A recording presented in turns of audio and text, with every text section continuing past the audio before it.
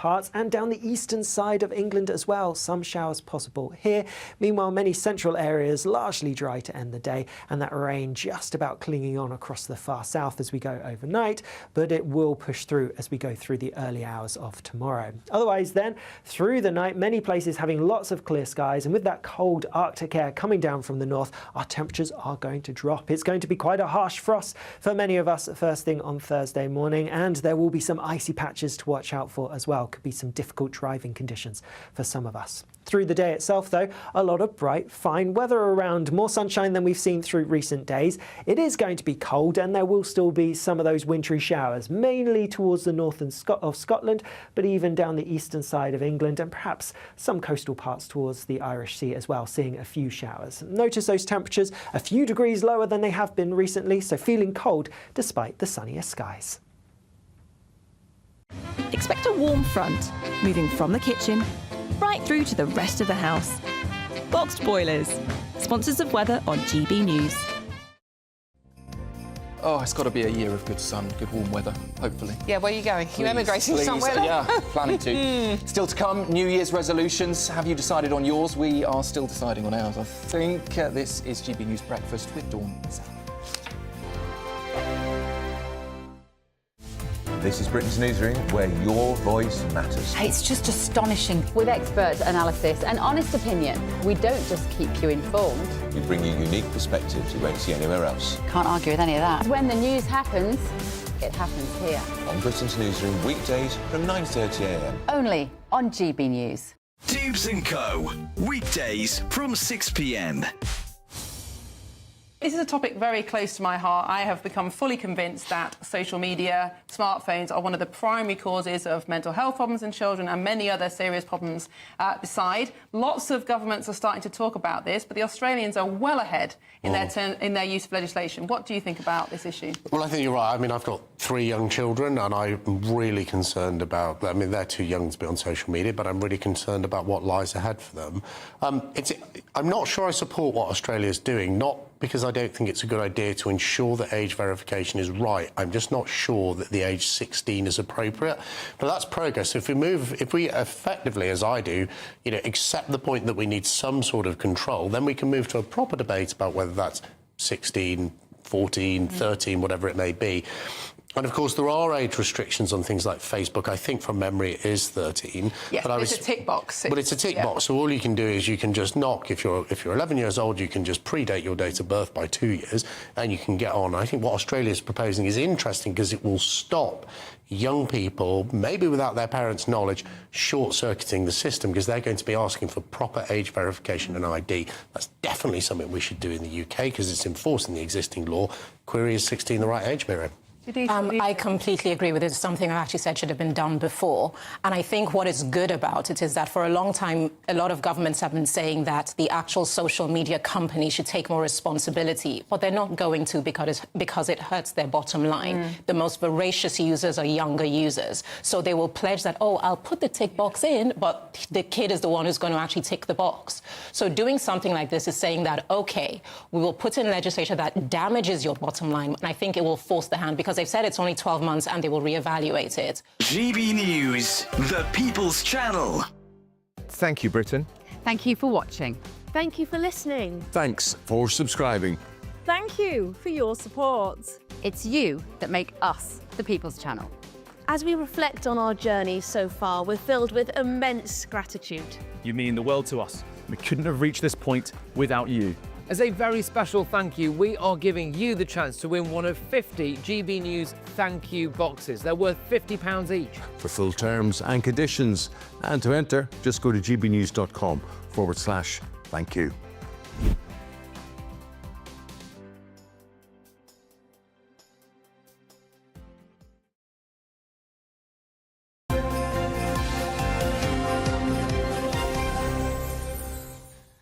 Good morning and Happy New Year if you're just joining us or if you've just got in from your night out. Good luck with that one.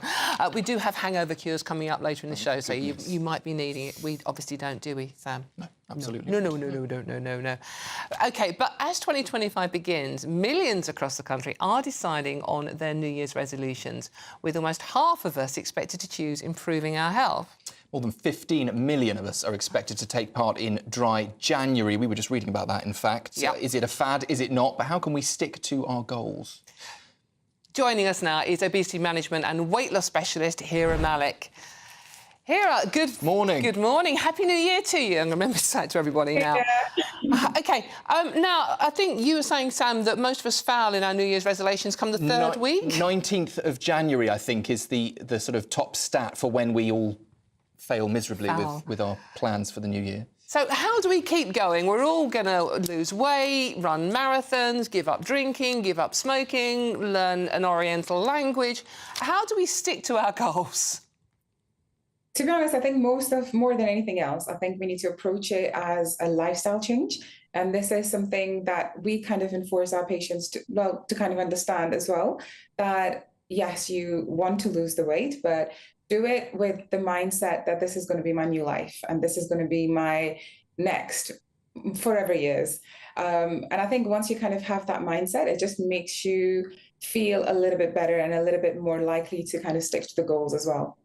With something like weight loss, is a larger long-term goal better, or smaller bite-sized chunks, you know, your weekly, your monthly goals, rather than by 2026, I want to be X? Definitely long-term. I think you should always approach this long-term. As you would with any kind of health condition, you know, you need to make sure you kind of want to approach it in a way that, yes, I want to lose weight this year, but I also want to keep it off next year. Sometimes we guess it's nice to have short-term goals as well. You can always say, like, you know, in 3 months' time, I want to lose a stone perhaps, but at the same time, in the next 3 years, I want to make sure that I keep that off. So a little bit of both, but I think long-term is probably the preferred way. And how important is it, Hira, to combine an exercise regime with it? Is it just a healthy eating regime will do the trick, or do you need to improve your exercise levels as well? I think it's a little bit of both. You have to really, really understand how body works. You need to know that, yes, whatever we are eating, it's great, but we also need to make sure that we can keep our fitness up. And, you know, it's not just about weight itself, but it's also about making sure that you can keep your heart health up and your cholesterol down. And a lot of that comes alongside the exercise. How much of the weight loss journey is affected now by the pressures of social media, particularly around this time of year? You've got your Christmas, you've got your New Year. It's a bit of a toxic time. It is. And I think the beauty standards, you know, they're regularly changing. I think we kind of moved from the hourglass shape back to being a little bit more slimmer on the social media side of things. And I think especially for younger,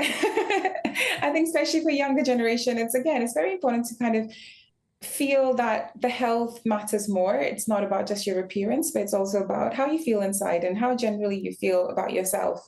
You know, but at the same time, I think social media has played a huge part in the body positivity side of movement as well. So it's a good mix. And I think a lot of the times you need to take everything with a pinch of salt to know that, yes, we might be able to, you know, we might be seeing a certain type of people online, but at the same time, being healthy is what should be the main concern. Hira, just one very quick final question for you. There's a story in the papers today about sleep is the key to keeping your New Year's resolutions, because if you're getting a decent amount of sleep and a decent quality sleep, you're more likely to have better mental health and therefore stick to the resolutions. So we can say to people today that if you want to have a little kip today, that's a good idea.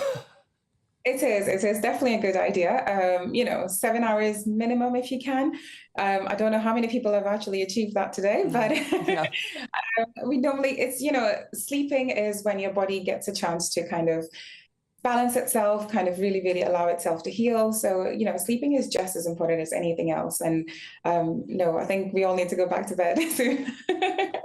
Brilliant advice there. Thank you very much. That's Hira Malik, obesity management and weight loss specialist. Good advice. If only it was that simple, though. Sleep and lose weight. Well, you're not eating when you're sleeping, unless you sleepwalk to the fridge. I actually wake up a couple of times in the night. What, to go and get terrible. some food? Yeah, it's really bad. Really? I will even let you into a little secret. A couple of nights ago, ice cream in the fridge, tub of Ben & Jerry's, 3 a.m, gone. You didn't, the whole lot? I did. Oh, my God. Yeah, it's shocking, isn't it? That is... Do you not feel guilty? No, moving on. More confessions from Sam Francis coming up later in the show. Oh, dear. What else do you get up to at 3 o'clock in the morning? Never you mind. OK, OK, well, if you were a naughty person over Christmas and didn't get everything on your list, you would have sounded quite naughty by the sounds of it. How about we give you £50,000 tax-free cash in the new year? God, wouldn't that be nice? It really could be all yours in our biggest ever Great British giveaway, and here's all the details that you need to enter. There's still plenty of time to grab your chance to win our biggest cash prize ever, an incredible £50,000. What would you spend £50,000 on in the coming year? Spectacular holidays, a brand new car, home improvements, or maybe you'd just like to save it for a special occasion? For another chance to win, text cash to 63232. One entry costs £2 plus one standard network rate message, or text bonus to 63232. 5 entries cost £5 plus one standard network rate message. Go to gbnews.com/win. Entries start from just £2. You can call 0903 681 3232. Calls cost £2 plus your network access charge. Or post your name and number to GB10 PO Box 8690 Derby DE1 9TT. UK only. Entrance must be 18 or over. Lines close at 6 p.m. on the 31st of January. Please check the closing time if listening or watching on demand. Good luck.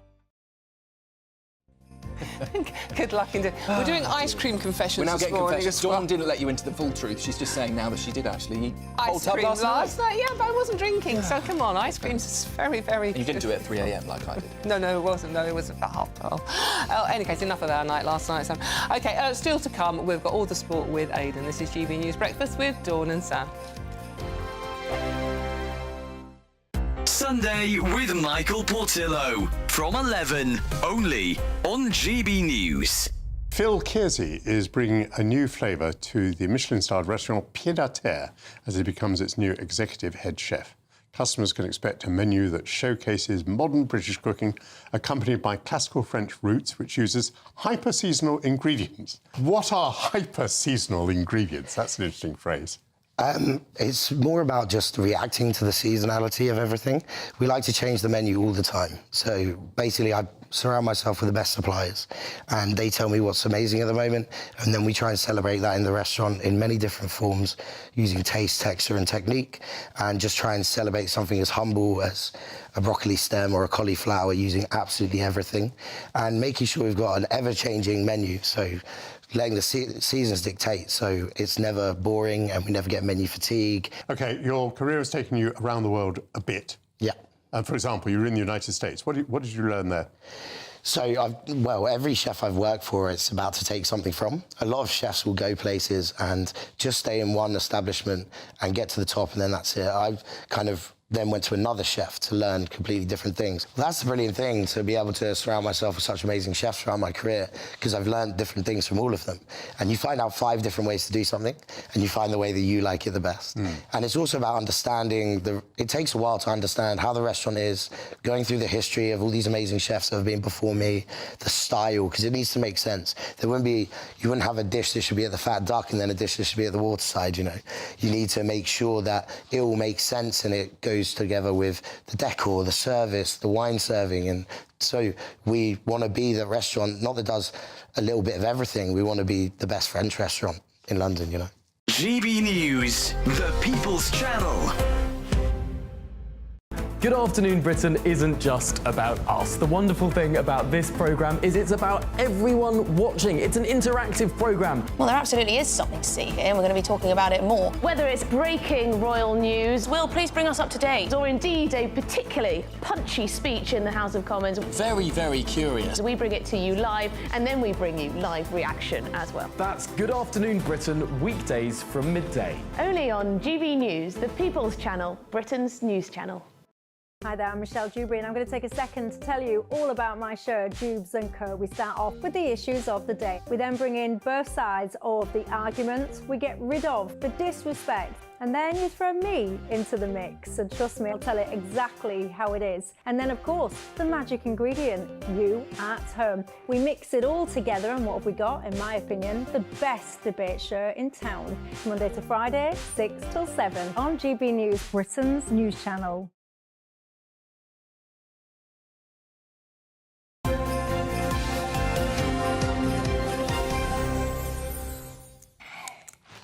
Welcome back. Good morning. It is, what's the time? 6:30, just Does it really matter?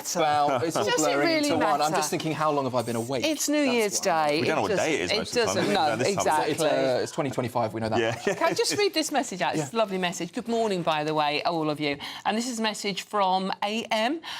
Good morning to Sam. Lovely to see you presenting this morning as you are your breath of fresh air, just as you are when you're presenting the weekend show. Happy New Year, young man. I'm happy to be a breath of fresh air. I don't feel particularly fresh. That's the ice cream at 3 o'clock in the morning. That was 3 nights ago. Was it last night? Oh, that was you. Not every night. Yeah, that's me last night. Sorry. Ice cream binge. Aidan McGee certainly wasn't eating ice cream at 3 o'clock in the morning last night or 3 nights ago, were you, Aidan? A breath of fresh air to a breath of hot air. That's the sport. You said it. Right, what are we talking about? Well, look, I think that we'd have to start... One place to start, and that's Liverpool last night, rejecting an approach from Real Madrid for their star international player, England player, no less, Trent Alexander-Arnold. He's 26, he's in the prime of his career. And look, he's free to negotiate as per the rules of his contract with foreign clubs from today. Now, why Real Madrid would feel the need to make an approach now when they can get him at the end of the season begs the question, what on earth are they playing at? These are the forces of destabilisation here. They know they're not going to get him now. Liverpool are not going to let him out the door in the next few days because they've got Premier League to fight for, they've got Champions League to fight for.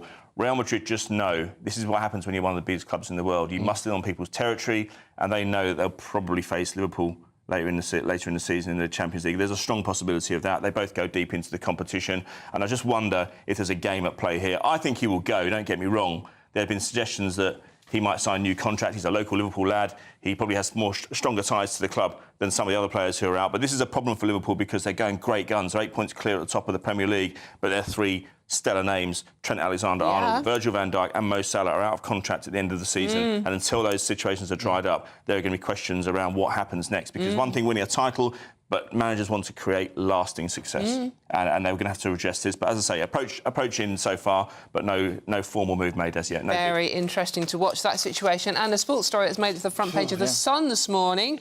Habiru year, Wayne Rooney getting the sack at Plymouth. It's gone. Look, he can have no complaints. I mean, we've seen loads of players from that golden generation of the mid-2000s who you will have covered extensively at the Daily Star, Dawn, I'm sure. David Beckham. I mean, you look at he didn't go into management, neither did Rio Ferdinand, were probably quite sensible. But Steven Gerrard didn't make a great fist of it. Frank Lampard, plenty to prove right now. Ashley Cole trying to get into it, can't get a job. Likewise, John Terry. This is Wayne Rooney's 4th attempt. He's only 39, Sam. And, I mean, look at the results this season. 4-0 defeat at Sheffield Wednesday, a 4-0 defeat at Coventry, 4-0 defeat at Bristol City, 6-1 at Norwich, 5-0 at Cardiff. You can't really make much of a case for him to stay there. They've had 25 matches, 4 wins. They are bottom of the table, 4 points from safety. And the issue with Plymouth Argyle, it's a tough gig to keep them in the second tier anyway. They're a big club, but they don't lavish cash on players. In common with a lot of clubs at that level. But the distance is such a problem. I covered them 20 years ago, Sam.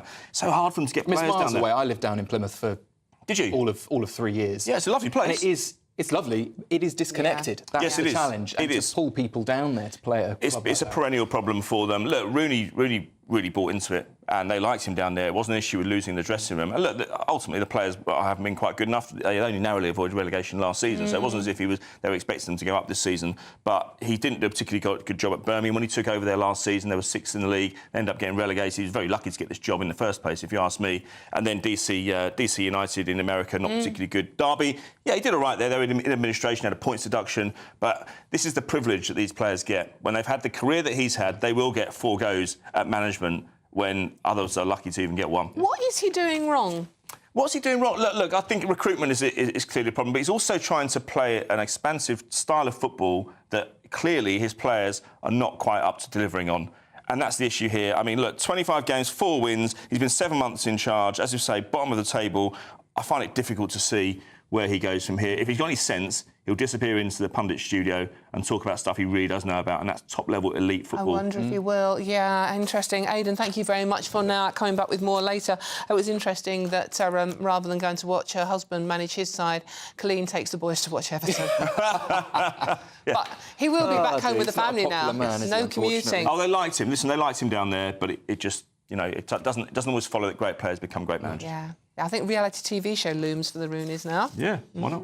Indeed, a lot of that about. Still to come, we'll take a look at what's making the news with Jess Gill and Lewis Oakley. But first, if you are in search of some of that winter sun, who isn't? Here is the forecast for some of the top European holiday destinations.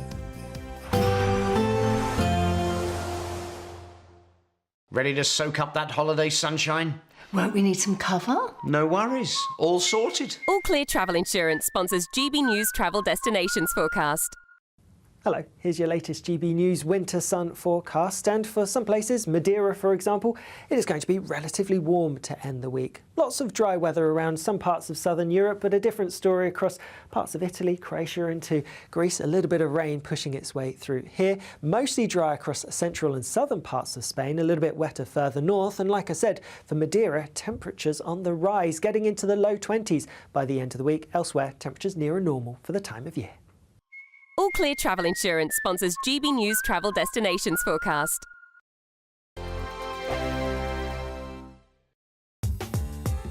I'm Christopher Hope. From pop stars to politicians, I'll interview anybody in a pub who's got a political opinion. Join me every Friday on Spotify, Apple Podcasts, YouTube or gbnews.com, or wherever you get your podcasts. This is GB News, the People's Channel. This is GB News, Britain's news channel.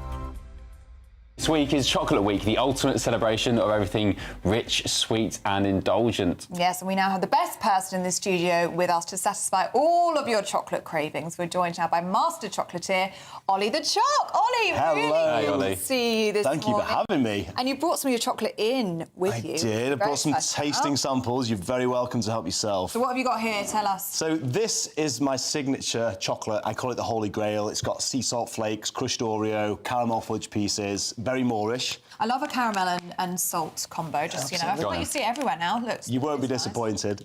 Look, I want everyone to see a close-up of this one. Can we get a shot on this one? So this is Oreo, there we are, caramel and salt. Do you want to try some? You go first. Help yourselves. And then this bar of chocolate is a little bit of a wild card. That's a mystery flavour, so... OK, I love a mystery. I'm not going to tell you what that is. Sold on this one. This one's amazing. Are you? Oreo, caramel. That's my biggest seller. I'll keep my palate clean for this. So this is a mystery flavour. You've got to guess what that is. Is that a nut in there, I see? Right, here we go. Ready? I'm not saying anything. Talk us through. Very crunchy. For me, I'm all about textures in chocolate. Me too. It has got a good crunch to it, hasn't it? It's not the kind of flavour that you would expect. Oh, I can't get it. Is it sweet? Is it salty? Wait, no, it's salty, yeah. It's salty. Hang on, bit more. OK. Bit more. I mean, just keep going. Crisps? Wait, It is crispy, it's crunchy. Could it be crisps? I think it could be crisps. Yeah, it's crisps. So what flavour? Salt and vinegar.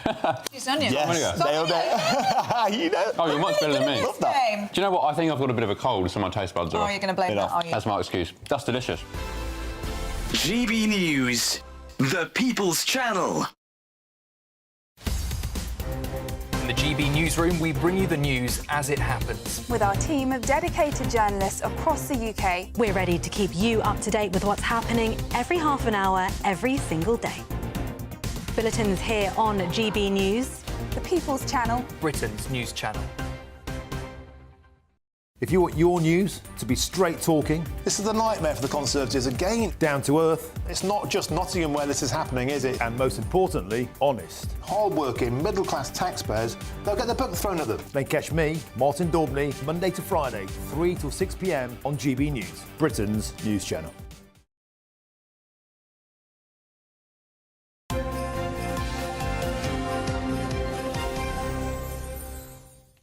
Very good morning, welcome back to Breakfast on GB News. We're going to take a look at some of the papers' front pages making the news this morning. OK, so The Times, you can see there, leads with poll gives Starmer a New Year headache as results show Labour are falling behind the Tories on the economy. Daily Mirror reporting that the Prime Minister will make 2025 a special year by honouring those who fought in the Second World War. Meanwhile, the Daily Mail leads with so much for cutting our energy bills as millions of households face bill hikes today. The Daily Telegraph reporting that private schools are set to defy the Treasury over fees, with analysis showing that parents will face rises of 14% on average this year. And as the Sun have just been discussing with Aidan McGee, the Sun leads with Wayne Rooney leaving his manager's job at Plymouth. OK, joining us to go through what's making the news is political commentator Jess Gill and author and commentator Lewis Oakley. Welcome back, you two, and Happy New Year. Do we have to say Happy New Year to We're going to have to say that everybody? Comes on. Everybody. What's the cut-off? Well, this is the question we were asking earlier on. When do you stop saying Happy New Year to people? I'd give it a month. A month? Yeah. Well, beginning of February. That makes dry January really long.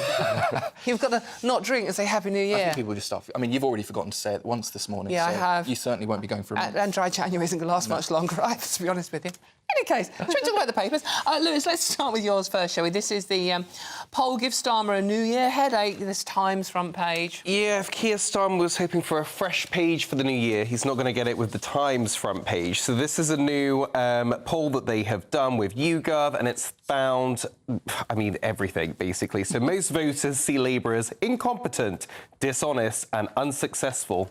And only 40% of those who backed Labour in the election are feeling confident about the year ahead. So it's a pretty dismal place for him to start from, but maybe the only place to go is up. The thing is, he said in his New Year's message, you know, this is going to be a year of rebuilding, and here we go, guys. I just don't see it. I just don't see that he or his cabinet have the temperament to turn things around. I was thinking earlier, you know, what do I want from a leader that we're not getting? And one word came out to me, which was paranoia.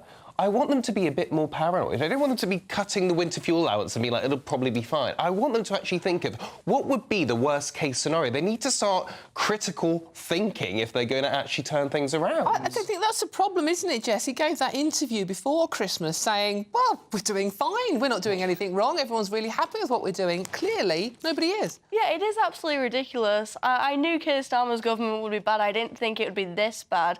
I mean, how long has he been in now? Less than 200 days? July, he's been, yeah. Yeah, and there's been disaster after disaster after disaster. And I think it's only going to continue going this way since he's a terrible leader. And the Labour government fails to recognise and address the one key issue that's impacting literally every single part of Britain, which is immigration. We've had a radical immigration policy that has completely corrupted, destroyed this country. And unless we have a reversal of that, we're going to see the decline of this country. I mean, to be fair to Labour, I mean, they would say that it has only been six months. Just, yeah.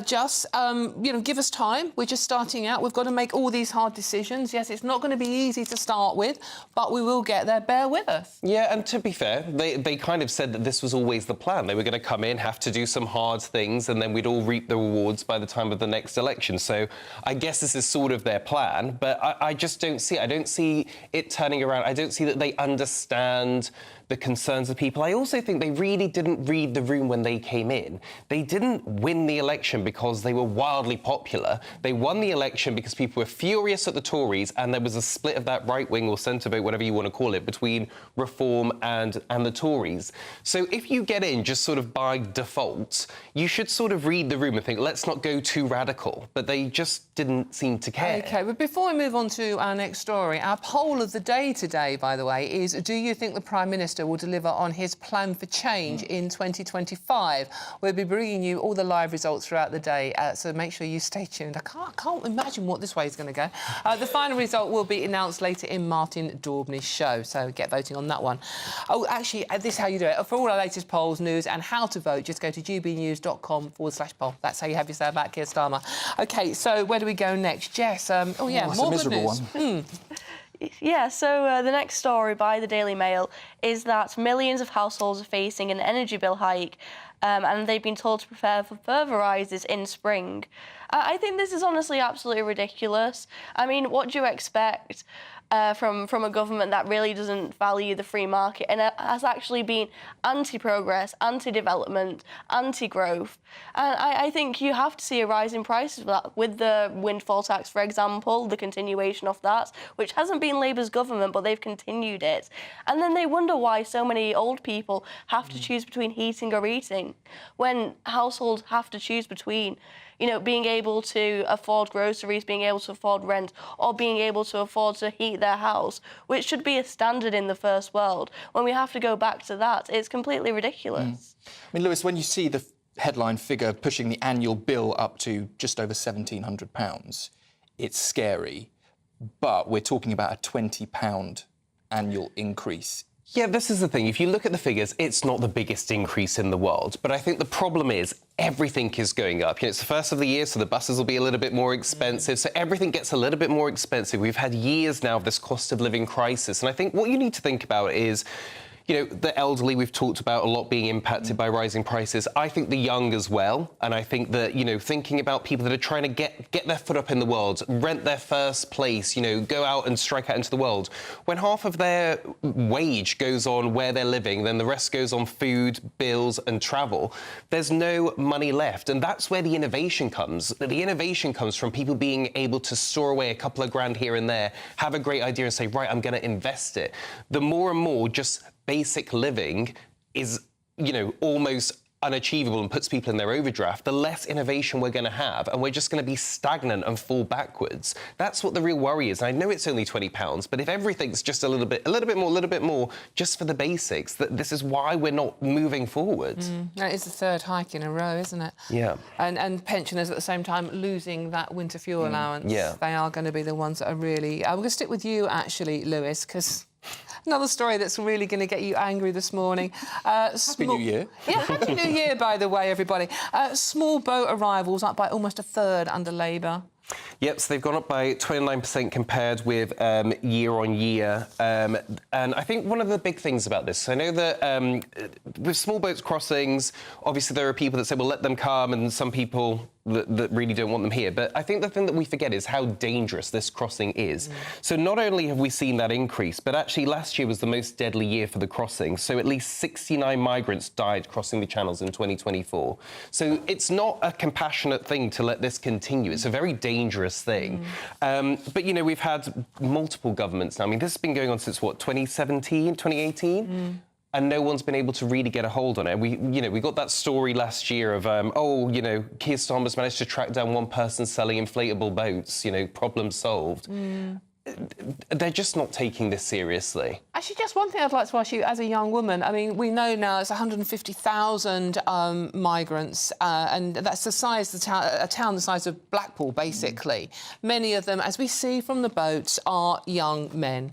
As a young woman, does that make you feel less safe on the streets? Yeah, absolutely. Well, take, for example, Abdul Azidi. I think his name was the man who threw acid on a woman, just randomly. That's not normal British behaviour. We shouldn't have to put up with that.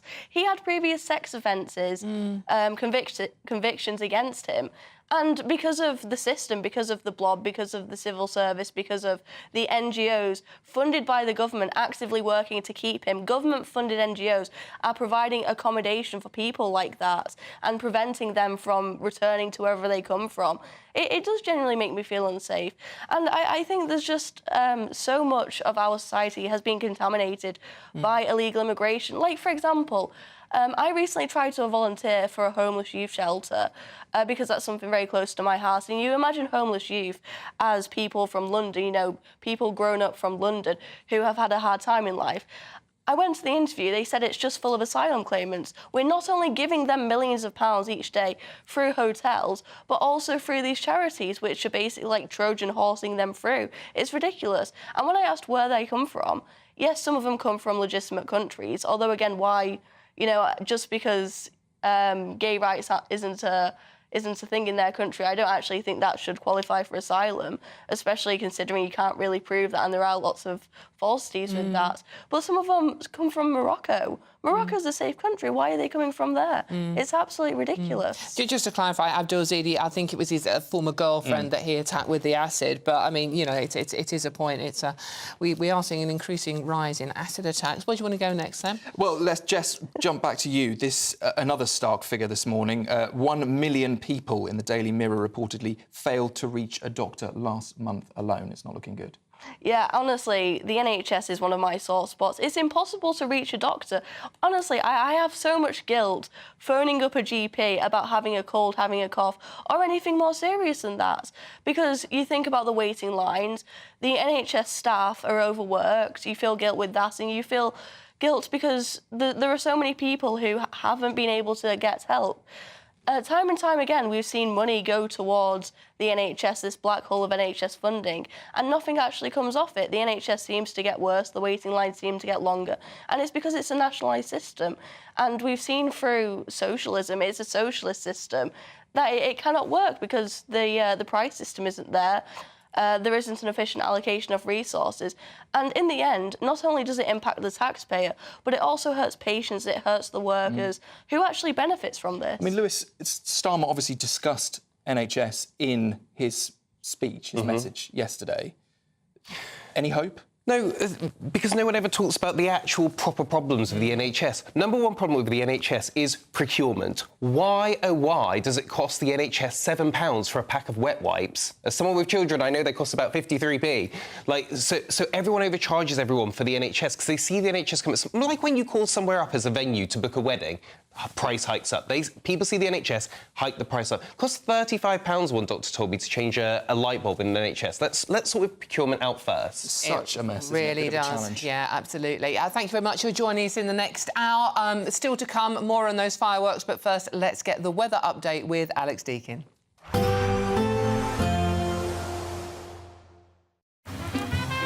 Despite the morning rain, it'll be a nice, warm, cosy day ahead. Boxed heat pumps, sponsors of weather on GB News. Hello, very happy New Year to you. Here's your latest Met Office weather update for GB News. Things are going to turn much colder for all of us as we go through the next 24 hours or so, but with that, we do have some heavy rain affecting parts of Wales and northern England already. That is pushing its way southwards, and ahead of the rain and on the front itself, we are going to see some very strong winds as well. Further north, some sunny breaks, but also plenty of showery outbreaks of rain, sleet and some snow mixed in as well. Temperatures are going to be on the cold side towards the north, still relatively mild for some towards the south, but feeling unpleasant as that wet and windy weather sweeps its way in. Now, as we go towards this evening, we are going to see some clear skies across parts of Scotland. Still plenty of showers around, though, particularly in areas exposed to the brisk northerly wind. And because of that northerly wind, it's a cold direction. Those showers are readily going to be falling as sleet or snow. Generally dry, though, across more inland areas. Across Northern Ireland, some showers pushing their way into the far northern parts, and down the eastern side of England as well. Some showers possible here.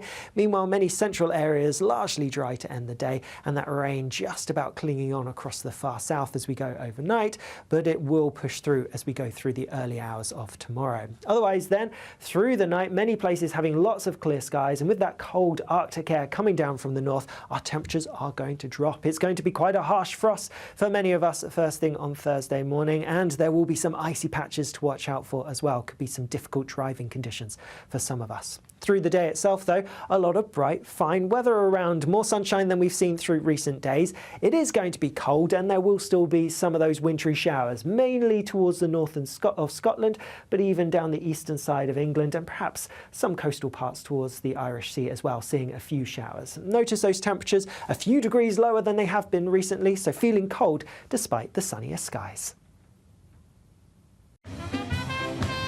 There will be a light breeze in the morning, leading to a warm front. Boxed heat pumps, sponsors of weather on GB News.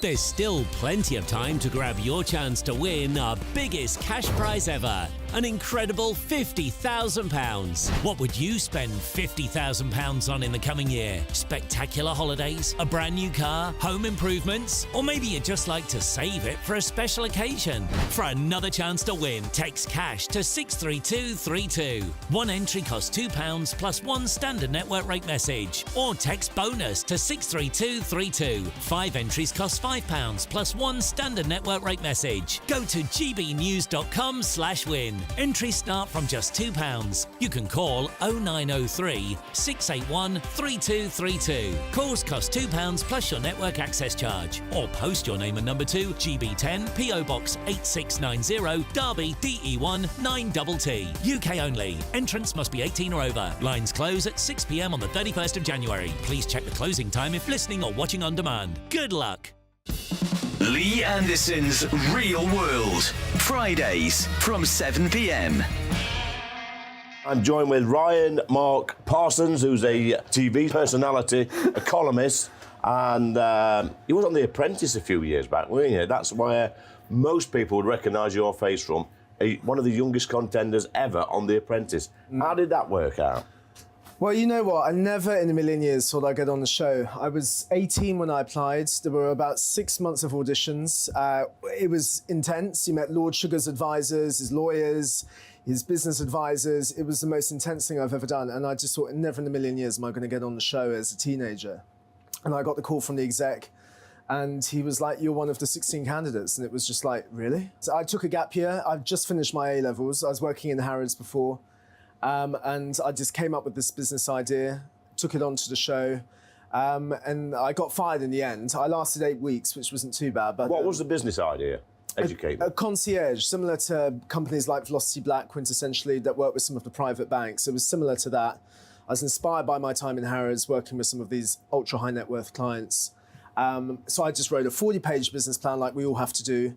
But I didn't make it to the interview, so I didn't get to talk about it. But no, it was a great experience, a very tough experience, but unforgettable. So at a young age, how did that change your life at that age? Because you must have got recognised, starting to be recognised when you're going out and about town. Yeah, I mean, it happened quite quickly because the adverts start rolling out on BBC One and then the shows go on air. It's once a week on a Wednesday. You're getting about 7 million people tuning in every week. Yep, yep. And yeah, it was surreal. It was surreal. And then suddenly you get invitations to things. You're going to premieres, and it was a lot. It was a lot at a young age, and I obviously had no training for any of that. But I just embraced it, and I've had fun with it. GB News, the People's Channel.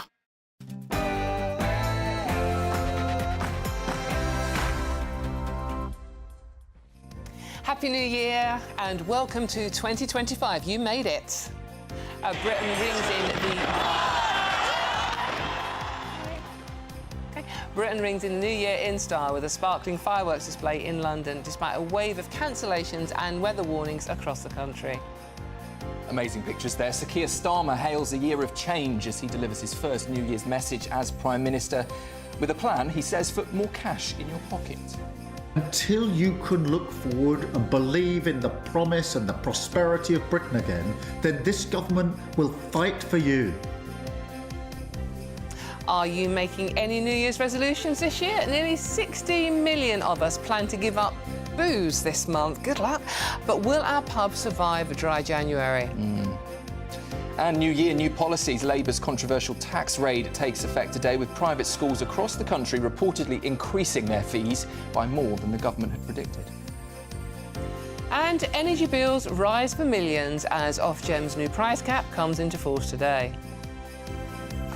And a very happy new year from the GB News Sports Desk. A bombshell to start it for Liverpool. The Premier League leaders have rejected an approach by Real Madrid for their star Trent Alexander-Arnold. Elsewhere, Michail Antonio leaves hospital after his horror car crash last month. We look ahead to the PDC World Darts Championship quarterfinals at the Ali Pali. Morning. We start the new year with some heavy rain, strong winds, even a bit of snow, but we have something markedly colder to come as we go through the next day or so. I'll have the details coming up. It's just gone at 7 o'clock. I'm Dawn Neeson. I'm Sam Francis. This is GB News Breakfast. A very happy new year.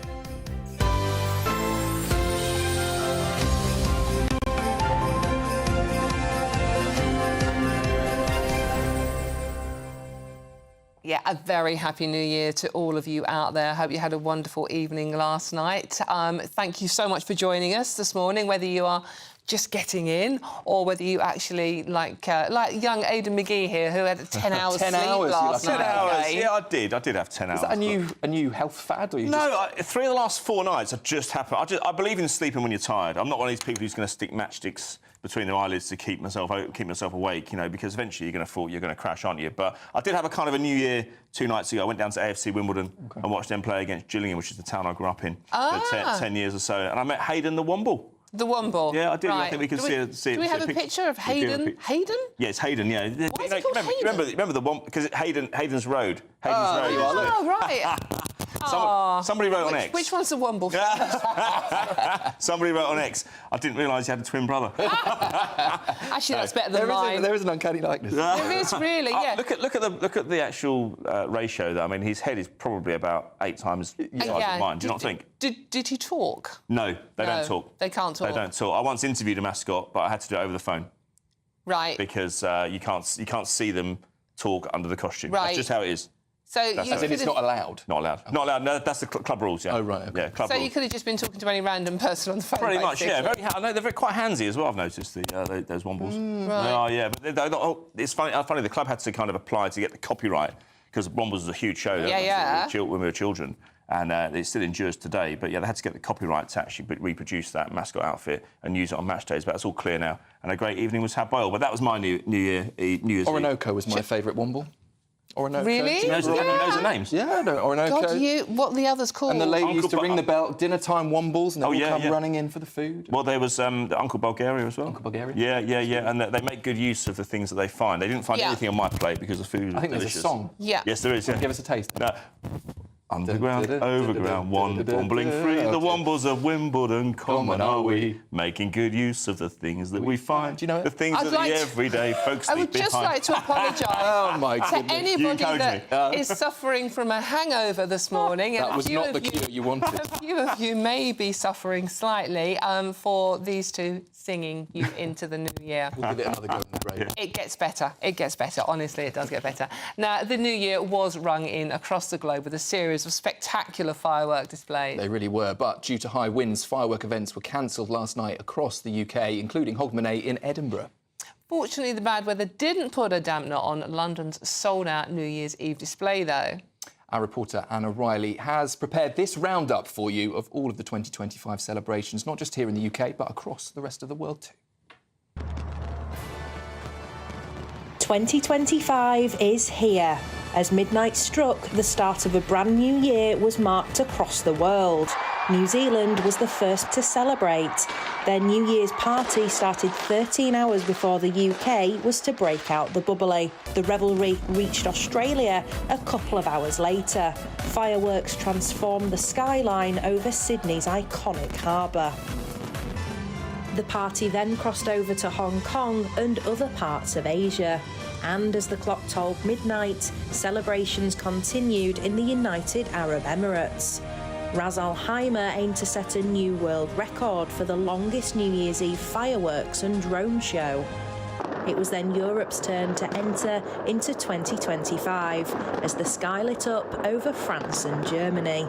Then it was finally next for the UK to bring in the new year.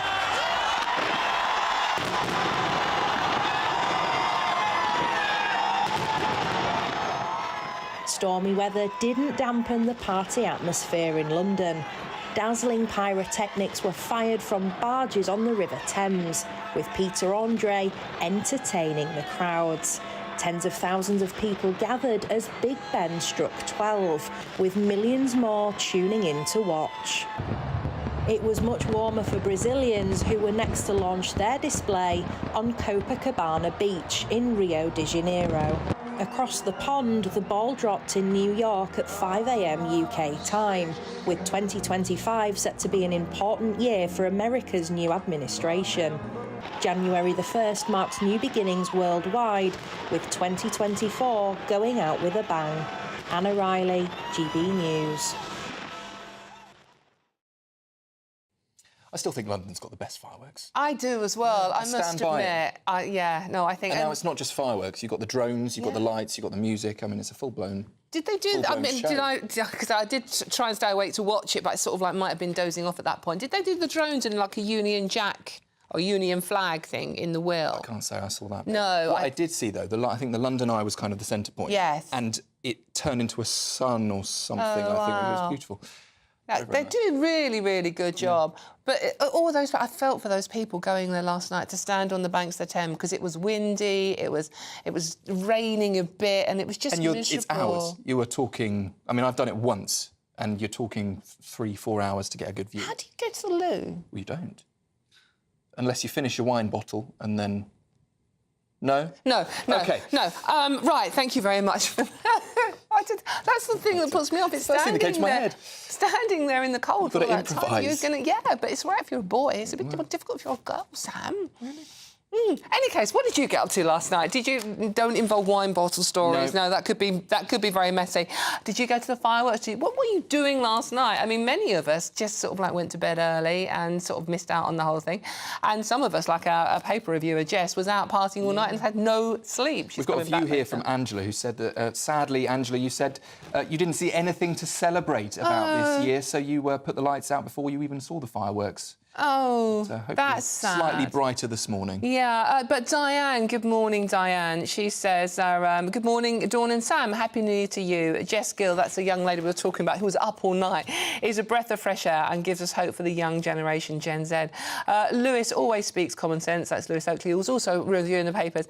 Good start to the new year after the spectacular show we were treated to last night with Bev, Patrick, Emily, Ben and Leo.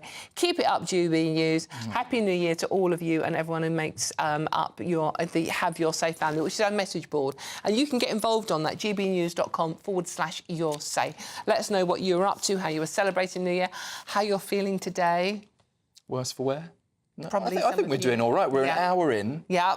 We're still standing, Yeah, sitting. Sitting, actually, we are sitting on still. a comfy cushion, it has to And be we said. do have hangover cures coming up later in the show. If any of you are interested, possibly, I think some of you might be. Not us, obviously. We're on the energy drinks, though.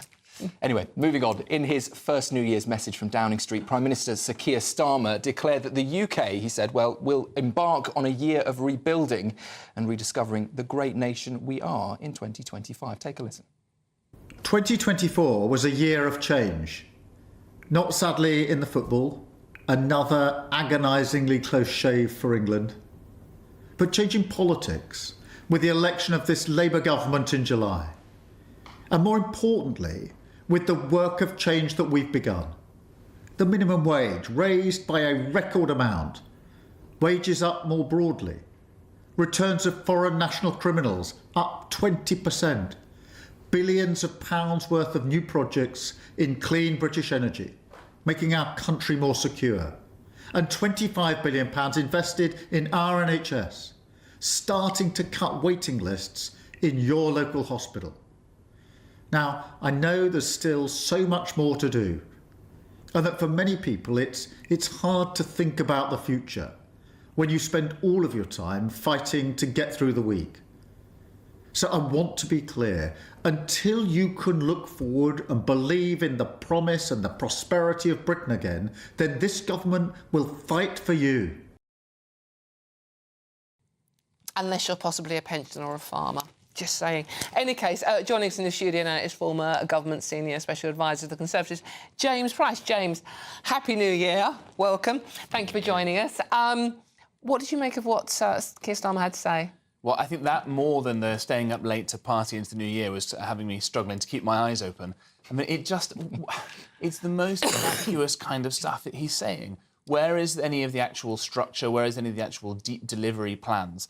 These idea that you need to do these little short media clips now as Prime Minister. No, you've got that kind of delivery room. Do you remember where in COVID Boris would stand up and they'd have next slide please and all that kind of stuff? I want someone like Starmer to stand up and do a really long, boring 2 hours PowerPoint presentation going through how you're going to deliver all these things and having the metrics that you're going to use, the targets you're trying to achieve, be public for everybody to see so we can actually measure you against what it is you say you're going to do. And if you get there, you get all the praise of the electorate. And if you don't, then the voters get to see where it is you went wrong. Instead, we just get all that kind of, bland, porridgey nonsense. And people just start zoning out. I mean, the rate at which political parties now are funneling out this messaging, like you said, social media clips. We had a Christmas message, now we've got a New Year's message. People just aren't going to listen. Yeah, I think that's exactly right. There's that kind of overload of these things now. And it's fine in some cases because people are changing the way that they consume media. Look at how well this channel has done in coming along and kind of disrupting the BBC and places like that. But I think the problem that you get from politicians, and I've seen this from myself working in there, is that the politicians and the civil servants as well, too often, they only start thinking in these kinds of short clips. It's all well and good to say, right, I've only got 30 seconds because I'm a busy person, I only want to watch that. But you've got to have the deep kind of policy thinking, frankly, some of the philosophy that says this is what I believe in this country, I love this country, I'm going to do it, and then all the kind of boring hard work behind the scenes. And I get the impression with Labour that none of that has been done yet. They didn't sound very positive. What do you make of Kemi Badenoch? She did a very short message as well, didn't she? Yeah, hers is a bit more contrite. I think, again, we've said this before, that the Conservatives probably lost the election rather more than Starmer and the Labour Party won it. And I think that you've got to have that level of, look, we lost, we're going to go back and go back to first principles. And Kemi's been quite good at that. I think this year she's going to have to put some meat on the bones so we know what that means. The nice thing for the Conservatives is that there is this deep sort of philosophical hinterland and backstory to the Conservative Party, what it believes that Britain can and should do and be in the world. It has a theory that people, individuals, families, businesses are best left in control of their own lives rather than the state. That's a great place to build from. We just have to now see where it goes from there. If you were in a position to have written Starmer's message, what would you have put in there that people want to hear? Because clearly it's not hitting the mark. Yeah, I think that's right. Again, what did we say before? It feels like it's been written by an artificial intelligence. I think it's some humility in there, right? If he said, look, we've all had a tough time. I know I've had a tough 6 months. Goodness me, I've taken on this. But do big people job. really want to keep hearing that bit it's of that. tough? It's bogging people down. It is, but I think if he were to say, look, I understand that, because I personally, Keir Starmer, have had a tough time of it, and now it's going to go and get better. That idea of connecting with people, I think, would be some kind of usefulness, right? Even just some levity, some humour in there. I mean, it's all so doom and gloom, and nobody in that cabinet of his, people like Ed Miliband, and then you've got this woman, most viewers probably will be fortunate not to have heard of her. She's called Bridget Phillipson. She's the Education Secretary. Is planning a war on every child in the country by messing around with the curriculum to make it more woke, to reduce academic standards, all that kind of doom and gloom. There's no levity in there whatsoever. So just let's have some humour, because it's one of the things that Britain's known for. Against the backdrop, of course, of all of the bills and hikes and rises, and it's to be honest, probably couldn't win no matter what he did, to be fair to Keir Starmer, because if he'd have tried to be positive and do some humour, everyone going, well, what have you got to laugh about? Yeah, it's a lose-lose situation for him. Yeah. But I think even the way that the video came across was very lacklustre. It was very downbeat. Could have had a bit more oomph, I don't know. maybe. Cover it with some nice pictures of fireworks, maybe. James, thank you very much. James Price, our former advisor to the Conservative Party. Thank you very much for joining us on this New Year's Day morning. OK, now the other thing we have to talk about, Sam. Oh, please, I hope it's good. It's We time have to for go a there. quick look at the weather with Alex Burkill, please.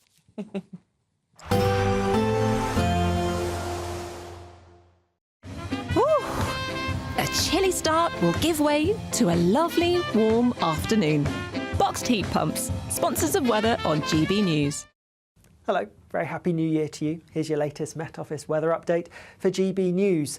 Things are going to turn much colder for all of us as we go through the next 24 hours or so, but with that, we do have some heavy rain affecting parts of Wales and northern England already. That is pushing its way southwards, and ahead of the rain and on the front itself, we are going to see some very strong winds as well. Further north, some sunny breaks, but also plenty of showery outbreaks of rain, sleet and some snow mixed in as well.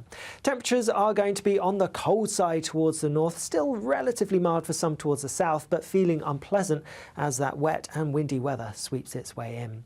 Now, as we go towards this evening, we are going to see some clear skies across parts of Scotland. Still plenty of showers around, though, particularly in areas exposed to the brisk northerly wind. And because of that northerly wind, it's a cold direction. Those showers are readily going to be falling as sleet or snow. Generally dry, though, across more inland areas. Across Northern Ireland, some showers pushing their way into the far northern parts, and down the eastern side of England as well. Some showers possible here. Meanwhile, many central areas largely dry to end the day, and that rain just about clinging on across the far south as we go overnight, but it will push through as we go through the early hours of tomorrow. Otherwise then, through the night, many places having lots of clear skies, and with that cold Arctic air coming down from the north, our temperatures are going to drop. It's going to be quite a harsh frost for many of us first thing on Thursday morning, and there will be some icy patches to watch out for as well. Could be some difficult driving conditions for some of us. Through the day itself, though, a lot of bright, fine weather around. More sunshine than we've seen through recent days. It is going to be cold, and there will still be some of those wintry showers, mainly towards the north of Scotland, but even down the eastern side of England, and perhaps some coastal parts towards the Irish Sea as well, seeing a few showers. Notice those temperatures a few degrees lower than they have been recently, so feeling cold despite the sunnier skies. A A nice bright morning will generate a lovely warm day, right through to the evening. Boxed Solar, sponsors of weather on GB News. This is Ben Briscoe, I think. Hey, welcome back. Frost on the way. Well, it is January. Yeah, but just need a break. You know what? I have to. Yeah, some hot weather would be nice now, wouldn't it? I just keep thinking it's still December, and it is actually January. When's it coldest? February's February's coldest, pretty isn't grim, isn't it, okay, normally? So it's only going We down. can snuggle up on Valentine's Day, though. Not us, obviously. No. Sharing that tub of ice cream. We'll need multiple. We're bonding over the ice cream at the moment. Oh dear. We both decided we like banoffee. Yes, indeed. Yeah. OK, and you can get that in the New Year sales, because that's what we're talking about now. We're only a few hours into 2025, but the first big retailers have already started slashing prices across products and subscriptions. The January sales can be, well, tempting, to say the least, to snap up some bargains, but are they really the price cut paradise that they claim to be? That is always the question, isn't it? Well, exactly. Joining us now in the studio is GB News technology editor Aaron Brown. Aaron, thank you very much for joining. Happy New Year. Happy New Year to you too, yeah. First question, is there ever a time of year when there isn't a sale on at the moment? It really doesn't feel like it anymore, does it? I feel like the sort of rush to buy online means that there's just constant sales. So, yeah, whereas before there was sort of 1 or 2 times a year where you'd maybe queue up outside a shop, now, because it's on every app and website, it's a constant 365. Because the shops are just desperate for sales, or there is a bit of that, yeah, and I think just sort of pressure from the competition. You know, if Amazon launches a sale, then everyone feels the pressure to sort of price match, and then it sort of starts an endless spiral. But how do you tell whether you're getting a real bargain? I know if there's something that I've had my eye on all year, so I do know the price, and I thought I'm going to wait for it to go in the sale because at some point it will. So I'm aware that that is a genuine price. But so many sales can be a bit tricksy. So how do you know when you're getting a proper bargain? Yeah, well, I think you're doing better than most if you're keeping a track yourself of the prices. That's definitely one of the key tips. Luckily, you don't have to sit there with a pen and paper yourself. There are a number of websites that will do it for you. So if you're shopping on Amazon, there's a really good website called camelcamelcamel.com, and you just put the URL into there and it will show you a graph of the complete price history of that item. So it's really easy. You can just have a quick look and see whether it was cheaper a couple of weeks ago. Or into the future using some clever... Unfortunately, we're not there yet. ChatGPT hasn't been had his hands on that one yet. But outside of Amazon, there are websites like Price Runner and Price Spy that will do the same thing as well. And yeah, just having a list of the sort of thing you're looking to buy is a really good step as well, and setting a budget so you know what you're looking for. So am I right in thinking that retailers, under some legality loophole, can officially say it's on sale as long as it's been at a different price within a certain time frame before that? That's correct. Yeah. Hike the price ahead of time.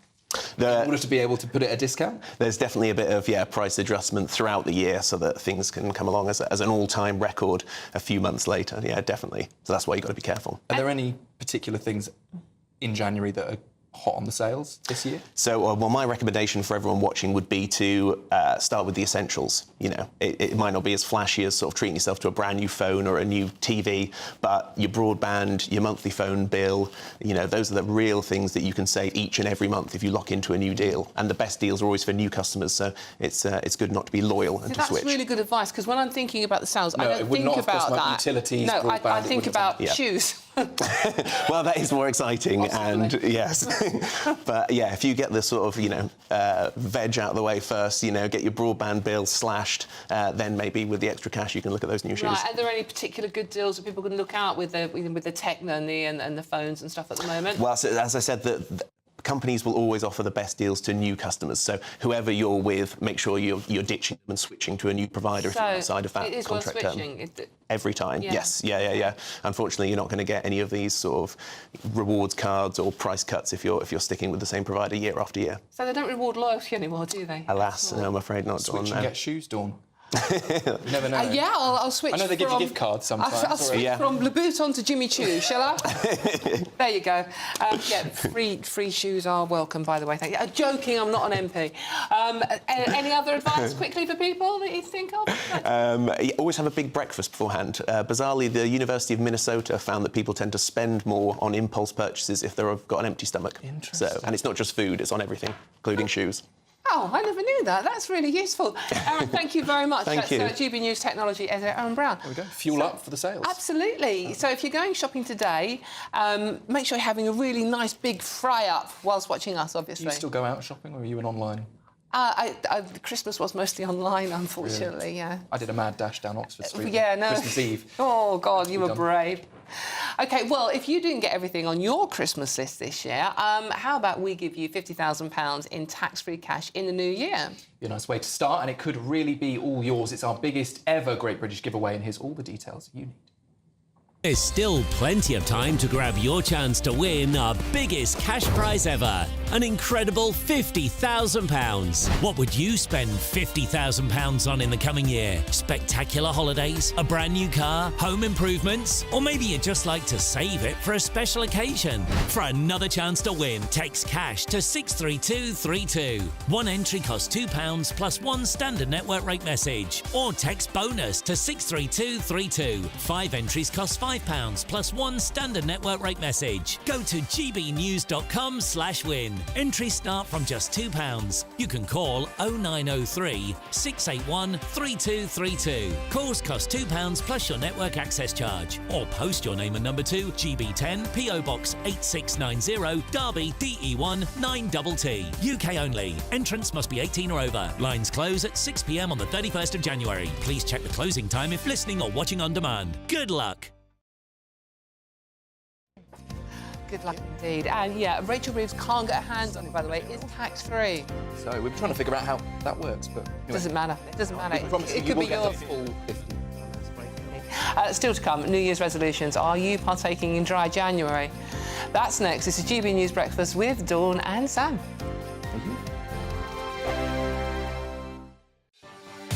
Martin Daubney, weekdays from 3 p.m.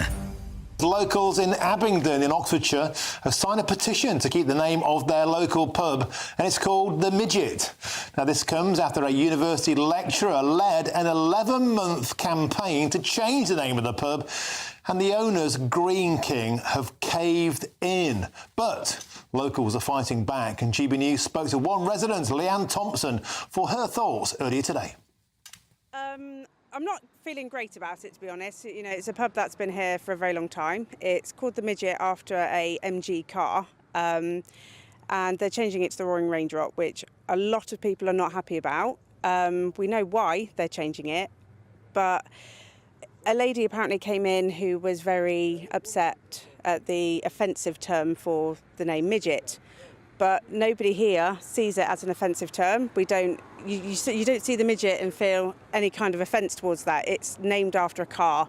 If she was to actually come, she might actually know more about it, but apparently she's not even been into the pub. She's just heard about it and broadcasted on social media that she wanted the name changed because it's offensive, which as locals don't feel that way. It's the midget. It will always be the midget. And if you look, it's even still on Midget Close. So I don't know if they're going to change it to the Roaring Raindrop Close. Do you know, you should walk into the Midget now and go, do you serve shorts? And just keep going on the joke. It's named after a car, the MG Midget, that was manufactured in the town of Abingdon for a while. The car was released in 1961. The boozer was built in 1974, giving huge pride to the area. It wasn't named after midgets, you know, the Snow White and the 7 vertically challenged individuals variety. It's named after a car. GB News, the People's Channel. This is Britain's Newsroom, where your voice matters. It's just astonishing. With expert analysis and honest opinion, we don't just keep you informed. We bring you unique perspectives you won't see anywhere else. Can't argue with any of that. When the news happens, it happens here. On Britain's Newsroom, weekdays from 9:30 a.m. Only on GB News. In the GB Newsroom, we bring you the news as it happens. With our team of dedicated journalists across the UK, we're ready to keep you up to date with what's happening every half an hour, every single day. Bulletins here on GB News, the People's Channel, Britain's news channel. If you want your news to be straight talking, this is a nightmare for the Conservatives again. Down to earth. It's not just Nottingham where this is happening, is it? And most importantly, honest. Hard-working, middle-class taxpayers, they'll get their book thrown at them. Then catch me, Martin Daubney, Monday to Friday, 3 till 6 p.m. on GB News, Britain's news channel.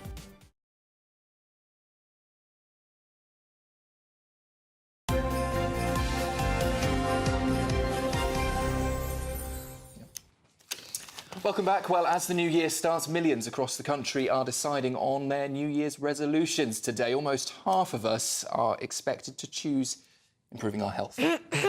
Polite cough. More than 15 million of us are expected to take part in Dry January, but that's causing worry within the hospitality sector.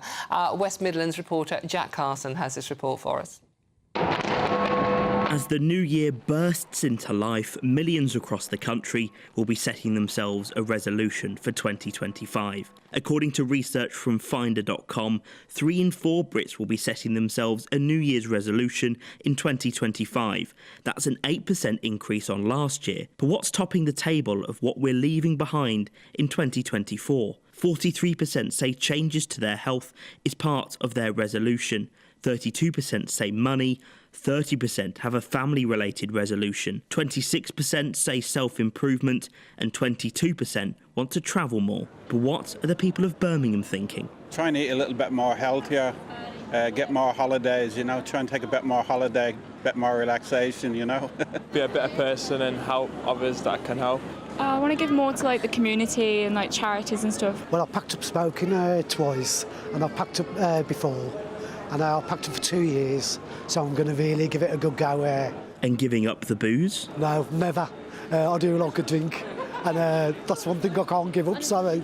I'll have to get over the Christmas drink first, and then I'll think about that one, you know. These people might not be keen, but the charity behind giving up drink for January, Alcohol Change UK, say 15.5 million of us will have an alcohol-free start to the year. However, with 29% of the country giving up drinking, how are pubs mitigating the impact it could have on business? Associate Marketing Director at Davenport's Brewery, Katie McPhillamy, says there's concern within the industry. Christmas is great, but you use Christmas to bank across the year, so you plan for the whole year. So January is always a worry. We always know we're going to be impacted, and the measures that we put in to try and counteract that are really important. So you really have to look at the foodie offering, so that you bring them in, and maybe they do mocktails if they're not drinking, so that we're still getting the traffic through the doors. That is really important. Bigger chains can sustain it a bit more and bring in different offers to try and draw people in on the footfall. But that would be the message from the hospitality industry: use it or lose it, really.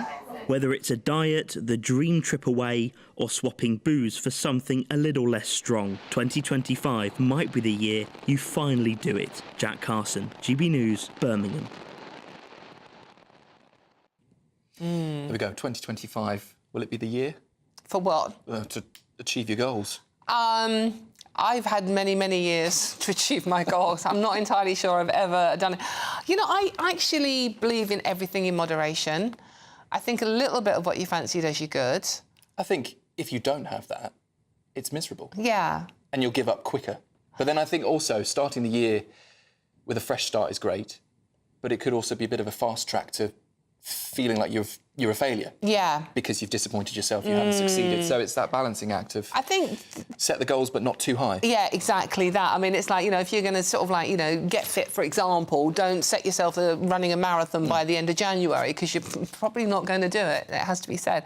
But there's a very interesting story in the paper today about Dry January, and this is from someone that specialises in alcohol abuse, and he's saying that Dry January, it's a fad, and it could be just an excuse to drink more for the rest of the year. So you could do Dry January, so you drink loads in December, well, most of us do in any case, and then you can't wait to the 1st of February and you end up literally face down in the gutter. Which is not healthy at all. No, it's not. That's just the wrong way to do it. So...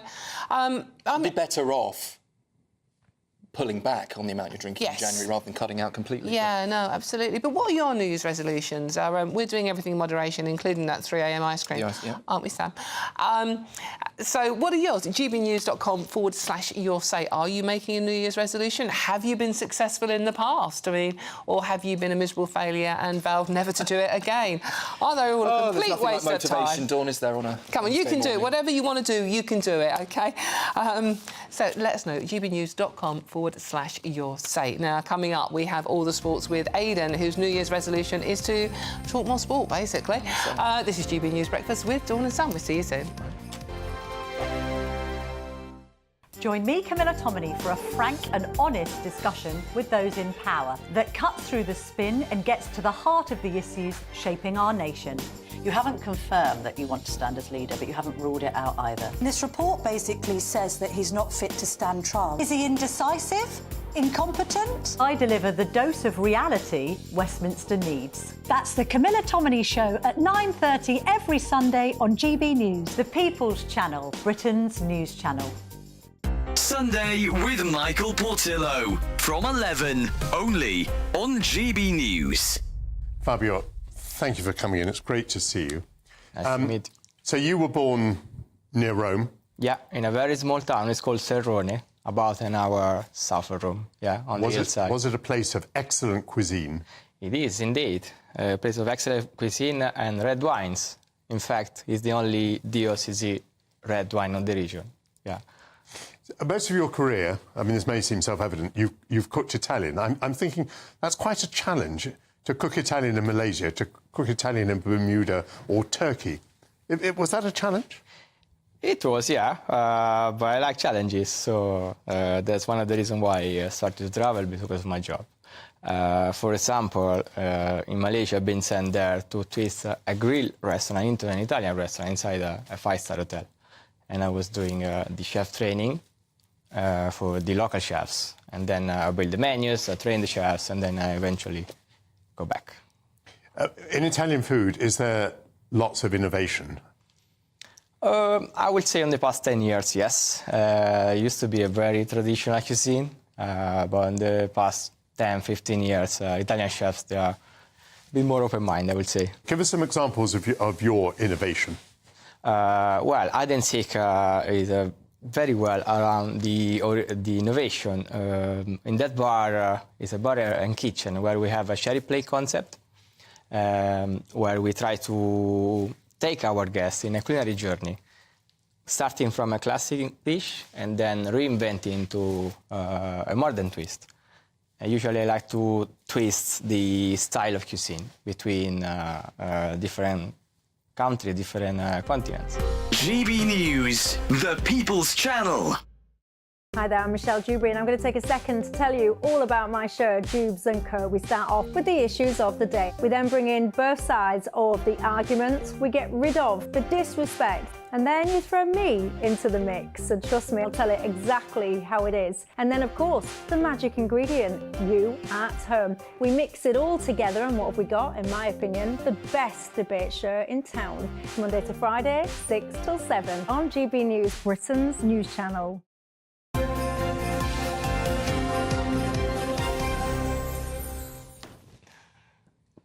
7:35, welcome back to Breakfast on GB News with, well, it's the best duo, I would say. I would say so, definitely, very much as well. We're the only ones that were sober enough to turn up, to be honest with you, but hey, we're here. The graveyard shift, they call it, I think, but never mind. Well, shall we start with the sport? Aidan's with us.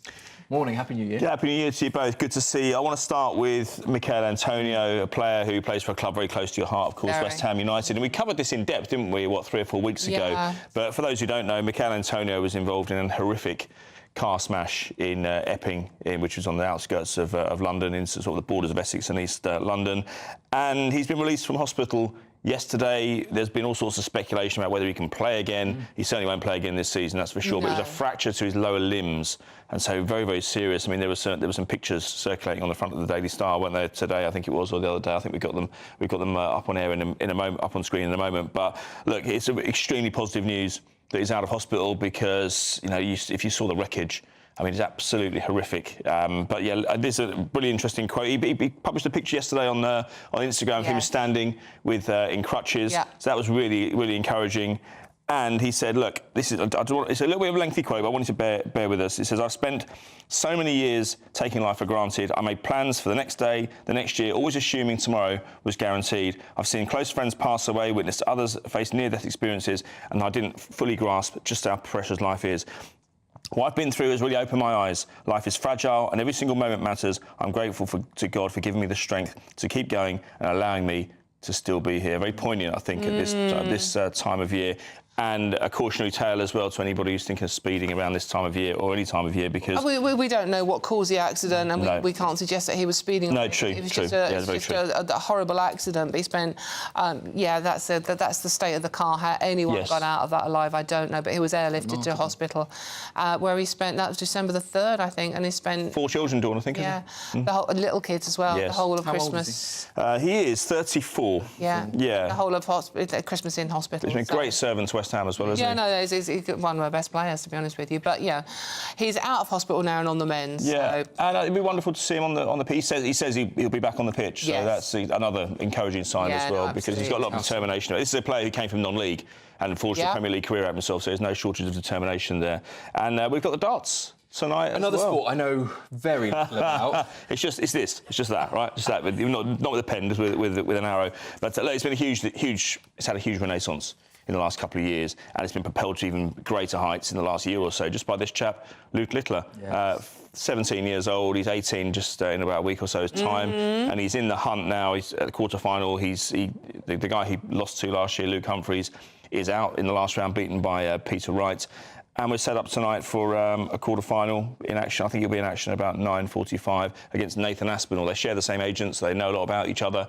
They live near each other, and they're good friends. From each other. 40 minutes. Yeah, he's from Warrington. They practice together? I don't know. You know what? In my experience, darts players do their practice in solitary. Phil Taylor had a bunker in his house. May still have it. I'm sure he still does. But he just disappears down there 6 days a year. Doesn't matter how hot it is. But it means that when he completes that repetition, and he does it day in, day out, minute by minute, every day, it doesn't matter how... It gets to the point where the repetition is so strong that nobody can throw him off stride. Surely practising on your own in isolation makes complete sense for sort of mastering the craft, but the minute you step foot on, the stage... It's a completely different atmosphere. Well, you would think so, but it's an interesting argument down the years. It also applies to penalties in football. Why practice penalties? Because, once you're in that situation where you've got 100,000 people in the stadium, then how can you possibly replicate those conditions? Phil Taylor's argument to me was always, when I'm doing that 12 months a year, day in, day out, nothing distracts me because I've just put the practice in. It doesn't, and I say, it can be the hottest day of the year, Sam, and he'll still disappear in that bunker. You just knew that you couldn't contact him between 12 and 6. After that, it'll give you all the time in the day. It's an amazing amount of time they spend doing it, isn't it? And the final is... The final is on the 3rd of January. The top prize, 500 grand, and the runner-up gets 250. Not bad, is it? Yeah, it's not bad. Not bad for throwing a dart. Or 3. I love things like that, sports like that. What do you do for a job? Oh, I throw things at a board or kick a ball. Yeah, I know. It's great. Yeah, a little bit, yeah. Show my true... It's really hard. They say the same about us, Sam. What do? We just sit and talk a bit. Yeah. You can boil anything down if you really want to. Yeah. Thank you very much, Aidan. We are not going to boil down you because you were back next time round. OK, it's still to come. We'll take a look at the stories dominating the papers with Jess Gill and Lewis Oakley. But first, if you are in search of some winter sun, and who isn't, here's a forecast for some of the top European holiday destinations. Can't wait to get in that sea. Lovely and warm. Just like the feeling of having great travel insurance. All Clear Travel Insurance sponsors GB News Travel Destinations Forecast. Hello, here's your latest GB News winter sun forecast. And for some places, Madeira for example, it is going to be relatively warm to end the week. Lots of dry weather around some parts of southern Europe, but a different story across parts of Italy, Croatia into Greece. A little bit of rain pushing its way through here. Mostly dry across central and southern parts of Spain, a little bit wetter further north. And like I said, for Madeira, temperatures on the rise, getting into the low 20s by the end of the week. Elsewhere, temperatures nearer normal for the time of year. All Clear Travel Insurance sponsors GB News Travel Destinations Forecast. Good Afternoon Britain isn't just about us. The wonderful thing about this programme is it's about everyone watching. It's an interactive programme. Well, there absolutely is something to see here, and we're going to be talking about it more. Whether it's breaking royal news, Will, please bring us up to date. or indeed a particularly punchy speech in the House of Commons, Very, very curious. we bring it to you live, and then we bring you live reaction as well. That's Good Afternoon Britain, weekdays from midday. Only on GB News, the People's Channel, Britain's news channel. Headliners, Tomorrow's papers tonight, every night from 11 p.m. This is Miss Universe fans hailing the end of wokeness and crediting the Trump effect after a biological woman, there's still some of them around apparently, has won the 2024 crown. She's Miss Denmark, because obviously the last decade, you know, it's just been a beast transgender smurfs from Papua New Guinea. They're the only people allowed to win any beauty contest, you know what I mean? You're not allowed to have any. There's some of the trans women have won these. You definitely wouldn't say no. Honestly, I've seen some, but I've seen some of them that didn't, and some that were clearly just there out of Have there been more than one trans woman? I didn't realise this. Yeah. Okay, I've got a chart at home. This one isn't trans. Victoria Kjær Thielvig, 21 of Denmark. Everything about that description says attractive. Nazis. Okay, yeah. I have seen pictures of her. She is very attractive. Yes. She is. Yes. I don't know exactly how to put it, but she is kind of not retro or vintage or so. She's quite an old-fashioned notion of beauty, just absolutely ice blue eyes. No penis. Absolutely extraordinary, clear skin and gorgeous blonde hair. I mean, it's absolutely kind of mid-70s. Apparently, the sanity's returned to the beauty pageant industry, so they can get back to sexualising 4-year-olds and promoting anorexia like they used to. So there is that. She will earn an estimated $250,000 annual salary working full-time as Miss Universe, and will live in a luxurious New York City apartment as she carries out her duties, which involve glass coffee tables and rich Saudi businessmen. Glass coffee tables. And visiting other planets and solar systems and constellations, I would imagine, in Miss Universe. Being concerned about animals. Yes, absolutely, and wanting to bring about world peace. I miss those days. GB News, the People's Channel. It's Patrick Christie's Tonight, and here we do things differently. It's explaining the absolute madness of this, doesn't it? It's explosive. I mean, this is very good. It's lively. 850. Your government sat there, Sean, and it did nothing. It's controversial. And the Middle East has been in turmoil since before I was born. It's everything you need to kickstart your evening. Everyone's had their Weetabix tonight. I love to see it. That's Patrick Christie's Tonight, weeknights from 9 p.m. Only on GB News, the People's Channel, Britain's news channel.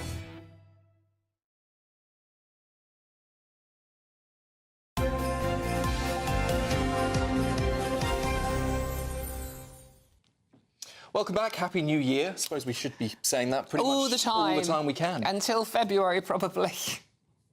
What's the time? Quarter to 8. It doesn't matter, Sam. It doesn't matter what the time is. We're doing well. It's New Year's Day. It doesn't matter what the time is. You're either just getting in or just getting up, but whatever you're doing, we're grateful for your company. Thank you for joining us this morning. If you want to get involved in the show as well, really easy. Keep us company. gbnews.com/your say and join the conversation. Tell us about your New Year. What were you up to? Yes, you can tell us the naughty bits as well. We won't say them on air. We will. Yes, we will. Any case, let's have a look at what the newspaper front pages are saying. The Times leads with a poll. Poll gives Starmer a New Year headache as results show Labour are falling behind the Tories on the economy. The Daily Mirror reports that the Prime Minister will make 2025 a special year by honouring those who fought in the Second World War. And the Daily Mail leads with so much for cutting out energy bills as millions of households face bill hikes today. The Daily Telegraph reports private schools are set to defy the Treasury over fees, analysis showing that parents will be faced with rises of 14% on average. Meanwhile, The Sun leads with Wayne Rooney leaving his manager's job at Plymouth. Well, joining us to go through what is making the news is political commentator Jess Gill and author and commentator Lewis Oakley. Happy New Year. Welcome, Happy New Year. Yeah, right that we say that at every opportunity. Exactly, yes. Absolutely. Hammer the point home. Let's start with you, Lewis. You've got this story of the Daily Telegraph's front page, indeed, with the private school saga, because it feels like it's turning into a saga now. Yeah, well, the fees increase from today, so this is the day we've all been talking about. So what the Telegraph is pointing out here is that the Treasury claimed in October that the fees would only really rise by 10% on average. What the Telegraph have found out is that 50% of schools are increasing them by 15% or more, and a fifth are giving the full 20% to parents. So the average is 14%, but regardless, it's more than what the Treasury said in October when this was announced. And it just has, this has been such an unpopular policy. You would have thought that they would have thought, you know what, we're going to do a U-turn. And a lot of the discussion here goes on, it's not just about, oh, these well-off parents as they're seen. It's actually seen on what it does to public schools and the pressure it puts there with, you know, some parents not able to afford to send their kids there anymore. So it puts more pressure on those schools. A lot of talk of SEN kids as well, and they're well catered for in the private sector, and now they have to move over, and what does that do there? So, you know, a lot here, and not a lot of logic of, you know, this raising enough money to really justify it. And it's not about money as well. I do think, regardless of however much a parent earns or whatever it is, you've got to think, if there are kids here that are en masse having to move school, that is really harsh for those children. To have to leave your friends, to have to be seen as, you know, oh, you're the sort of poor kids, you can't afford it here anymore. That's a horrible place for children to be. But Jess, Bridget Phillipson would say, it's her policy, would say that the 1.7 billion that this is going to raise will go to state schools. And to be honest, 94% of kids in this country are in state schools. Yeah, and as somebody who did go to a state school, I can tell it's absolutely ridiculous. It's an absolutely rubbish system.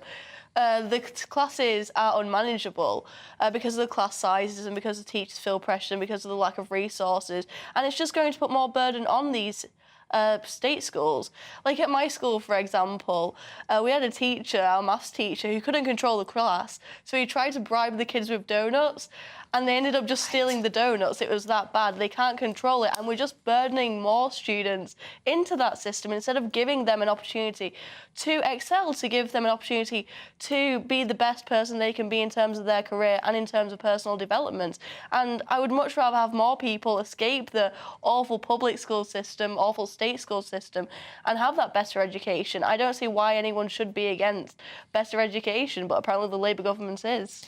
I mean, I also went to public school, and it was fine for me. They did a good job, so bless them. What I do think, though, is there is no outside-of-the-box thinking on education. Again, like, even just the basics. Like, we know that kids learn in different ways. Some are visual learners. Some can sit there and read a book. Others can't. We know that there's a big problem with basically teaching all kids as though they're little girls, when actually boys need to move around a little bit. And if they get agitated, they're seen as being disruptive. We could focus on that. We could teach kids, like, assess them and figure out, oh, they're visual learners, they're physical learners, and start teaching them in those ways. Just thinking outside of the box, it wouldn't really cost any money to improve our education system, because it's wild that we've been educating children for hundreds of years and people are still leaving without basic... It's not new science, is it? It's that we not know new. that people learn differently. OK, where should we go next? We go to the Daily Mail, Jess, your story. Yeah, so the Daily Mail reported today that police have let trans officers carry warrant cars with their different genders. And again, why are we appealing to the woke mob with something like this? I think especially with the police, who should be seen as an authority, should be seen as somebody people can confide in. When they're dealing with gender ideology, which isn't true, a man will always be a man, regardless of what he calls himself, I think it's absolutely ridiculous. And also, in terms of when you go to the police, you are confiding in them. They might need to have certain gendered aspects of it. Like, for example, a domestic violence victim who had to deal with the police, it did make a massive difference when coming forward that it was a woman. And if it did turn out to be a trans woman, as in a biological man, it wouldn't have felt as secure, it wouldn't have felt... I wouldn't have felt as easy... It wouldn't have felt as easy to open up to them. So I think gender does matter.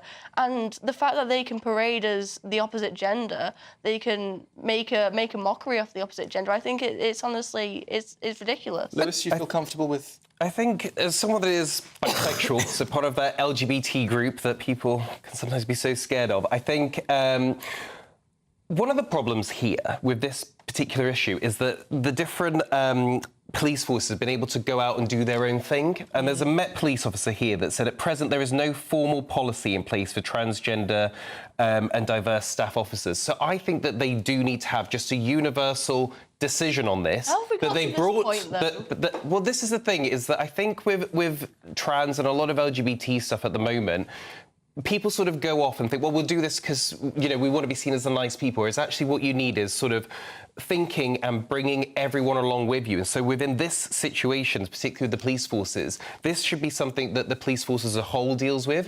They speak to the public, they get a good sense and do it properly of what feels right for people, what feels fair and balanced, and then they can have a policy. But if you have different police forces going off in different directions, you get stories like this. So I think it just needs a coming together. This shouldn't be beyond the wit of man to accommodate.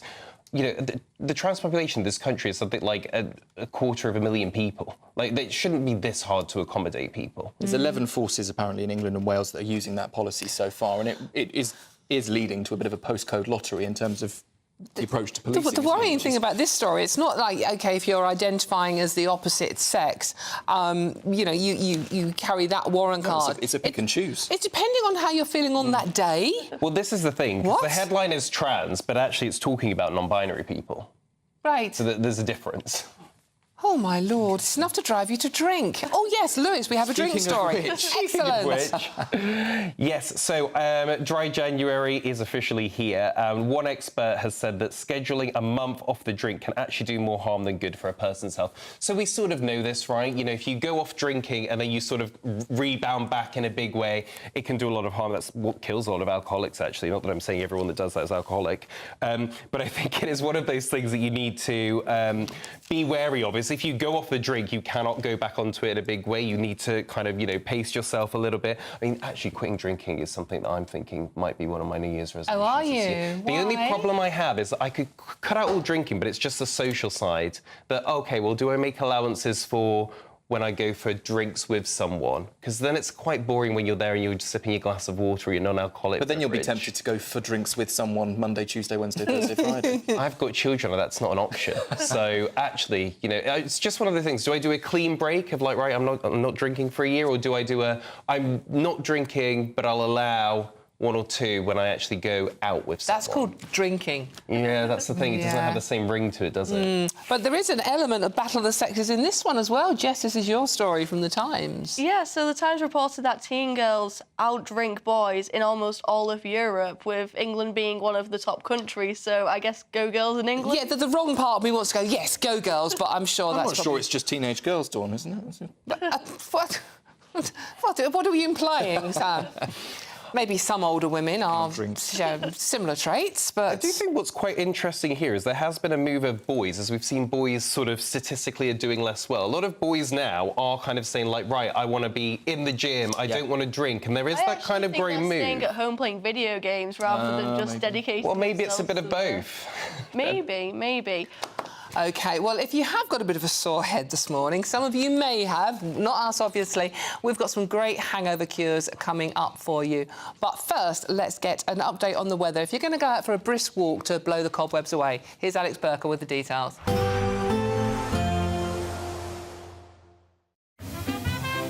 Heavy showers first thing will be followed by a warm, cosy day. Boxed Boilers, sponsors of weather on GB News. Hello, very happy New Year to you. Here's your latest Met Office weather update for GB News. Things are going to turn much colder for all of us as we go through the next 24 hours or so, but with that, we do have some heavy rain affecting parts of Wales and northern England already. That is pushing its way southwards, and ahead of the rain and on the front itself, we are going to see some very strong winds as well. Further north, some sunny breaks, but also plenty of showery outbreaks of rain, sleet and some snow mixed in as well. Temperatures are going to be on the cold side towards the north, still relatively mild for some towards the south, but feeling unpleasant as that wet and windy weather sweeps its way in. Now, as we go towards this evening, we are going to see some clear skies across parts of Scotland. Still plenty of showers around, though, particularly in areas exposed to the brisk northerly wind. And because of that northerly wind, it's a cold direction. Those showers are readily going to be falling as sleet or snow. Generally dry, though, across more inland areas. Across Northern Ireland, some showers pushing their way into the far northern parts, and down the eastern side of England as well. Some showers possible here.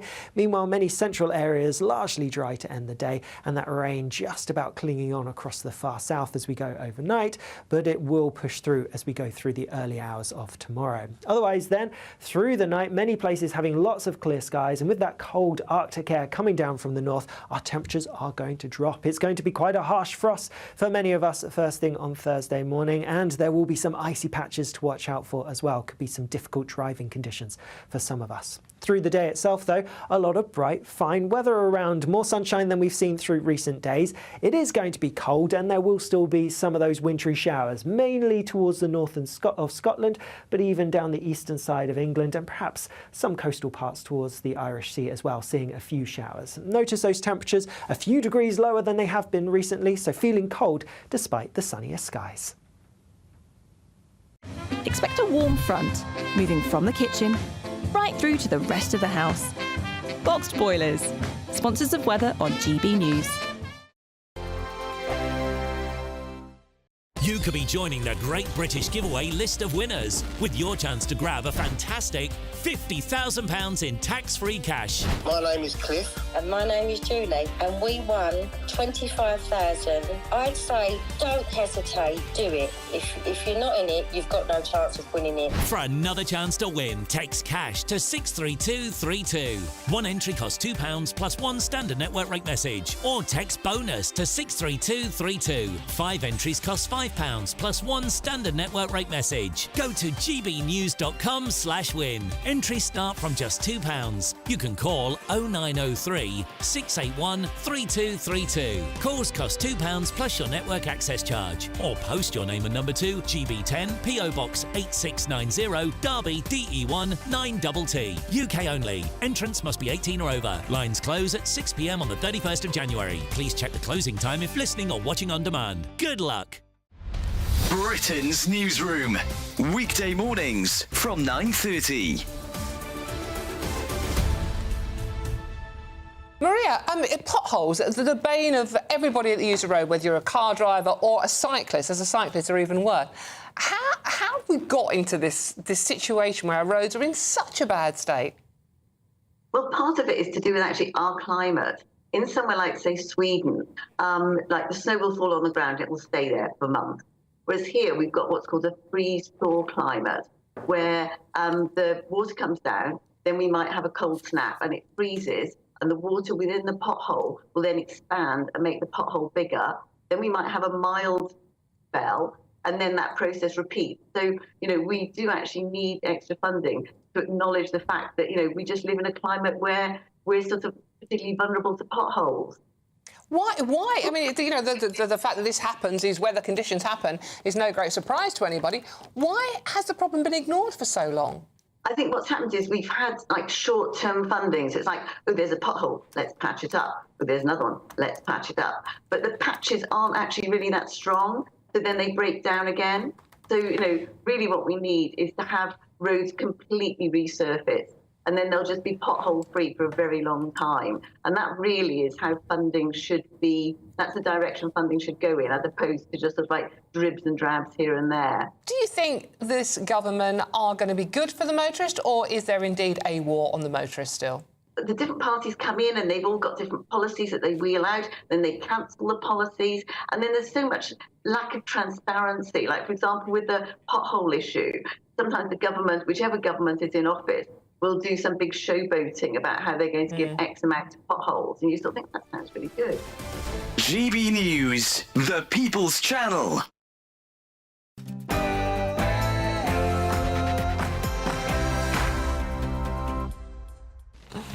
Good morning and a very happy new year, and welcome to 2025.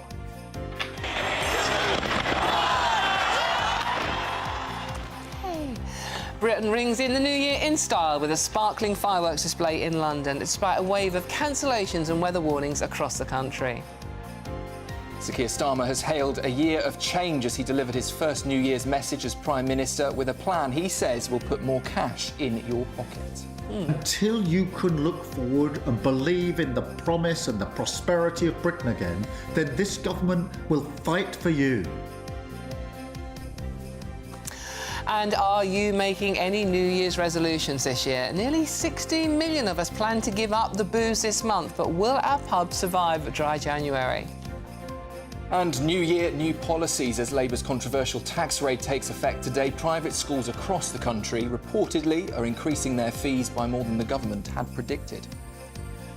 And even more good news, people. Energy bills rise for millions as Ofgem's new price cap comes into force today.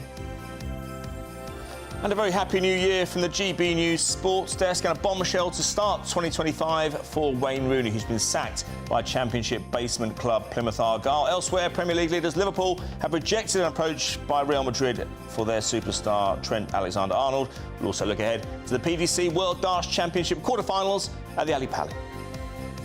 Morning. We start the new year with some heavy rain, strong winds, even a bit of snow, but we have something markedly colder to come as we go through the next day or so. I'll have the details coming up. It's just gone 8 o'clock. Not that you need to know, it's New Year's Day. Just chill. I'm Dawn Newsom.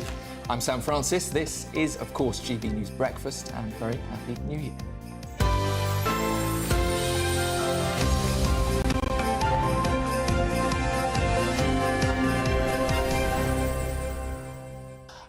I'm not doing time checks. I'm sorry. It's New Year's Day, people. Come on. It's a day to chill. Yeah, exactly. Well, is it a day to chill, or is it a day to hit the ground running and start your New Year's resolutions? No. January doesn't really officially start until the 2nd. No, but I'm debating that, but I think I'm going to go to the gym. No. Is anywhere open on New Year's Day? Well, no, I'll just go downstairs. Of course, yeah. But after I've finished here, I think it's probably the right thing to do. Well, Sam, you often do come literally to work in your shorts, don't you? In his shorts, he does. Not that you're the consummate professional. He always obviously reads the news fully clothed. Oh, of course. Yes. I'm not going to stand not in his up, running shorts. Yeah, and I'm not going to ask you to prove that. Yeah. It is. Don't check twice. Check twice. But you do you both go to the gym regularly, don't you? You're both sort of like fitness. At least go a bit more, but yeah, I do go. Bunnies, yeah. You haven't got your shorts on. Thank God for that. Shorts on. A girl couldn't cope. It's the first day that we actually know what day it is for about a week, isn't it? Some of us are a bit vague still. It has to be I know, fair. yeah, true, I know. I mean, I know it's the 1st of January. Congratulations, you made it. And it is 2025 because it says so on the front of the newspaper. But I literally have no idea what day it is still. Wednesday. Go on, but I'll confirm that. I'll confirm that later Sam, on. I'll come back to you. It feels like it's a weekend. It feels like a weekend. It definitely feels like a weekend. But it's not. It is. So Twixmas ended yesterday, then? What's Twix? That's Dawn. This is Dawn's word for that period between. Not my word. I didn't come up with. Yeah, between. Betwixt and between. Yeah. Betwixt and between. Yeah, I didn't come up with it. It's really irritating. I'd like to apologise. It's so irritating that she mentions it every 5 seconds. Yeah, because it was irritating. That's why. Speaking of which word are you going to get sick of before long? This year, word. Can I come back to you on that? Is that all right? Black hole. That's two. I'll have one of those, OK? Makes me twitch. What about you? I should have thought of it before I asked the question. Yeah, don't worry. Sorry, easy question. It's a long. You can have working people. That's quite a good. Working people. That's quite annoying. Politics in general. Politics in general is very annoying. You go with that. But we don't know. I mean, there's a new year coming up. We've got Trump coming in February. Can you believe it? And Peter Mandelson going over there representing us. We're in for a treat. Yeah, I think so. OK, but it is 2025, so let us know what you're doing, what you're up to last night, your New Year's resolutions, anything you want to chat about. That is what this show is about. gbnews.com/your say. Get in touch. Now, the new year was rung in across the globe with a series of spectacular firework displays. They really were spectacular. We'll show you those in just a moment. But because of the high winds, some of the firework events were cancelled here in the UK last night, including Hogmanay in Edinburgh. Fortunately, the bad weather did not put a dampener on London's sold-out New Year's Eve display. And our reporter Anna Riley has this roundup for you of all of the celebrations from around the world. 2025 is here. As midnight struck, the start of a brand new year was marked across the world. New Zealand was the first to celebrate. Their New Year's party started 13 hours before the UK was to break out the bubbly. The revelry reached Australia a couple of hours later. Fireworks transformed the skyline over Sydney's iconic harbour. The party then crossed over to Hong Kong and other parts of Asia. And as the clock told midnight, celebrations continued in the United Arab Emirates. Ras Al Khaimah aimed to set a new world record for the longest New Year's Eve fireworks and drone show. It was then Europe's turn to enter into 2025 as the sky lit up over France and Germany. Then it was finally next for the UK to bring in the new year.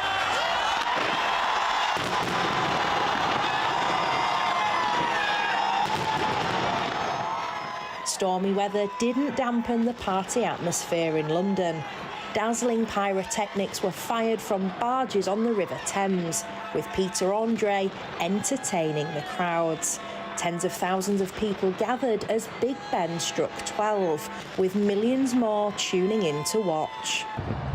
It was much warmer for Brazilians, who were next to launch their display on Copacabana Beach in Rio de Janeiro.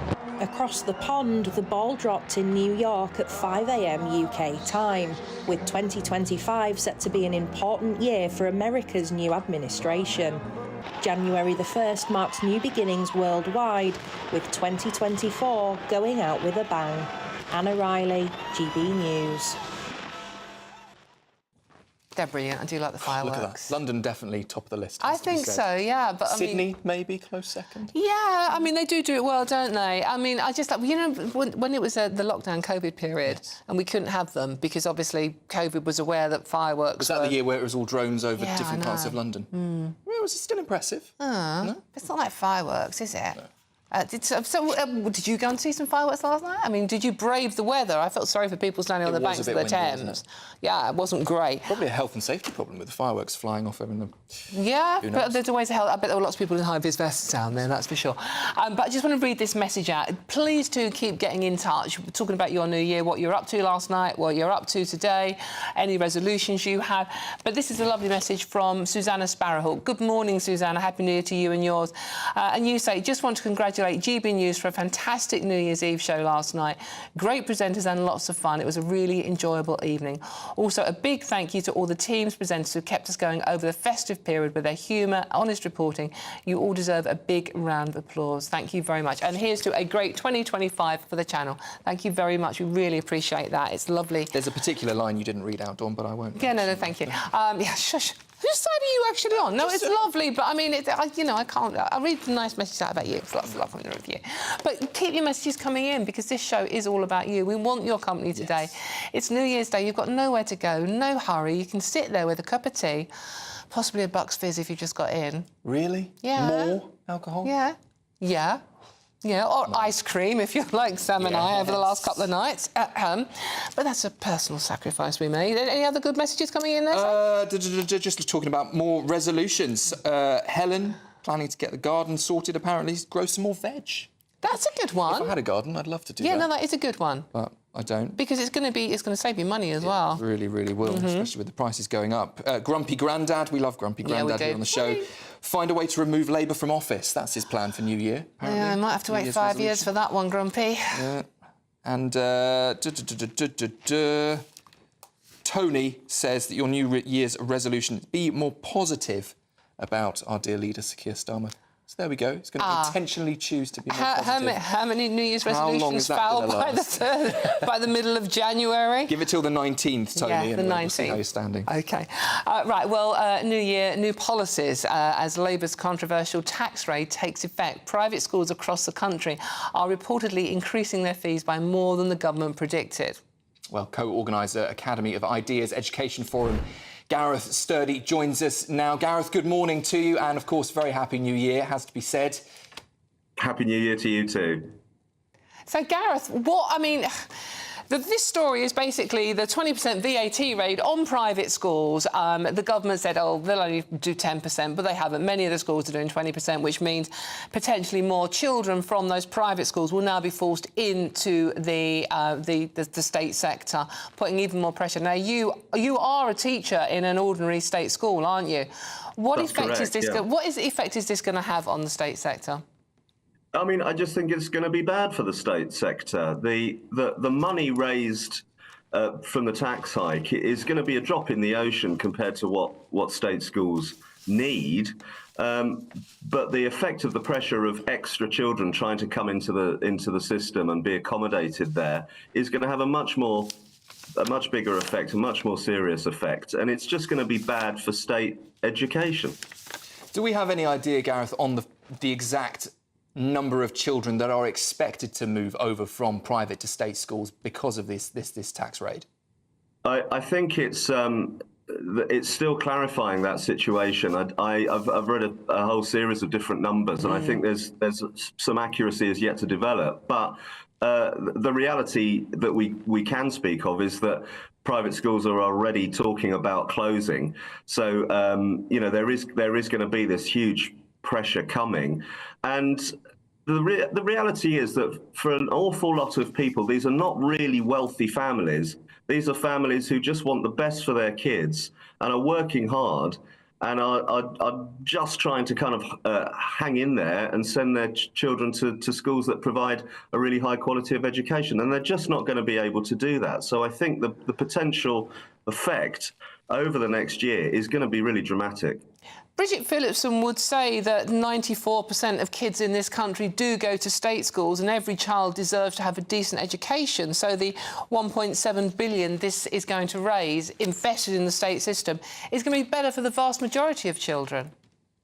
Well, as I say, I mean, the money will come into the state system, and that's going to be a good thing. But the scale of that is tiny compared to the scale of the problem. The number of teachers that Labour has claimed that this is going to produce, new teachers in the system, is tiny compared to what's actually required.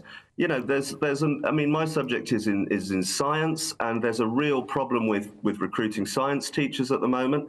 And the extra teachers, the 6,000 extra teachers that Labour claim are going to be produced by this, won't be enough even for science, let alone the system as a whole.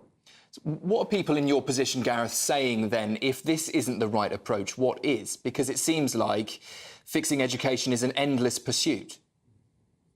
I mean, it's clear that we need to make teaching such a kind of compelling career that teachers, you know, people want to be attracted to teaching and come into teaching anyway. And a great part of that is making the job, you know, attractive to all sorts of different people from different walks of life. And that means reducing a lot of the bureaucratic demands that are still placed on teachers that make, you know, their kind of ordinary working week pretty chaotic. Right now, we're going into a new year. In a few days' time, you know, on Sunday evening, loads of teachers up and down the country are thinking, here we go again, right, got to get myself all prepared because I'm not going to be able to take a break for, you know, 3 months or so. So teachers enjoying their job and really enjoying what they're doing and being really good experts in the knowledge that they have is the best way to improve the system. What we're seeing from Labour, I think, is really just a sort of tokenistic gesture for kind of political signalling. It's not actually about sorting out the problems in the system. I was going to say, do you think, I mean, Bridget Phillipson, this is more to do with the politics of envy than the politics of education? Yeah, I really do think that it's a way of signalling, or Labour thinks it's a way of signalling to the electorate in general, but particularly to a kind of particular support base, that this is the kind of thing a Labour government should be doing. But it's like we've seen with other things with this administration, it's not really very joined up. It seems to sort of say the right thing, but when you look into the detail, actually the effect of it is far more negative than any kind of positives it'll achieve. What do the unions make of this? Do the unions support, the National Union of Teachers support this move?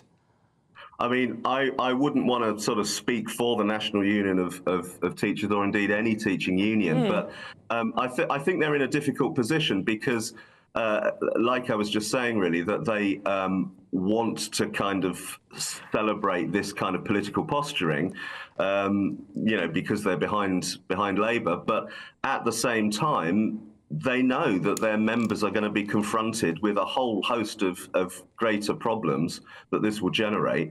And within time, I think we are going to see a sort of shifting in position in how unions are addressing this extra pressure that's being put on schools. OK, so not a very happy new year for teachers as on the whole.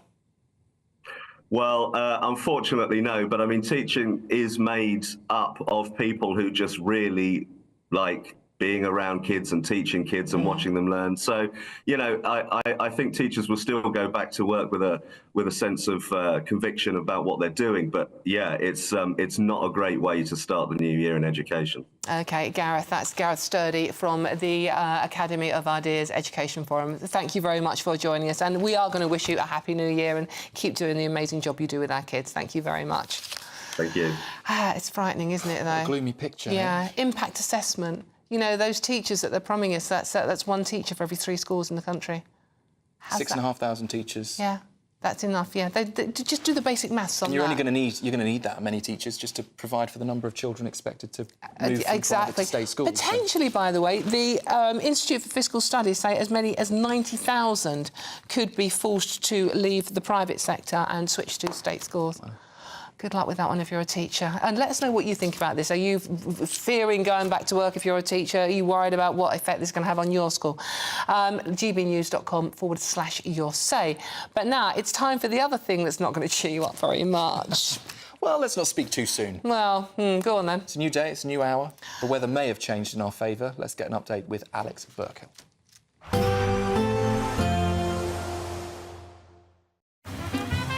Despite the morning rain, it'll be a nice, warm, cosy day ahead. Boxed heat pumps, sponsors of weather on GB News. Hello, very happy new year to you. Here's your latest Met Office weather update for GB News.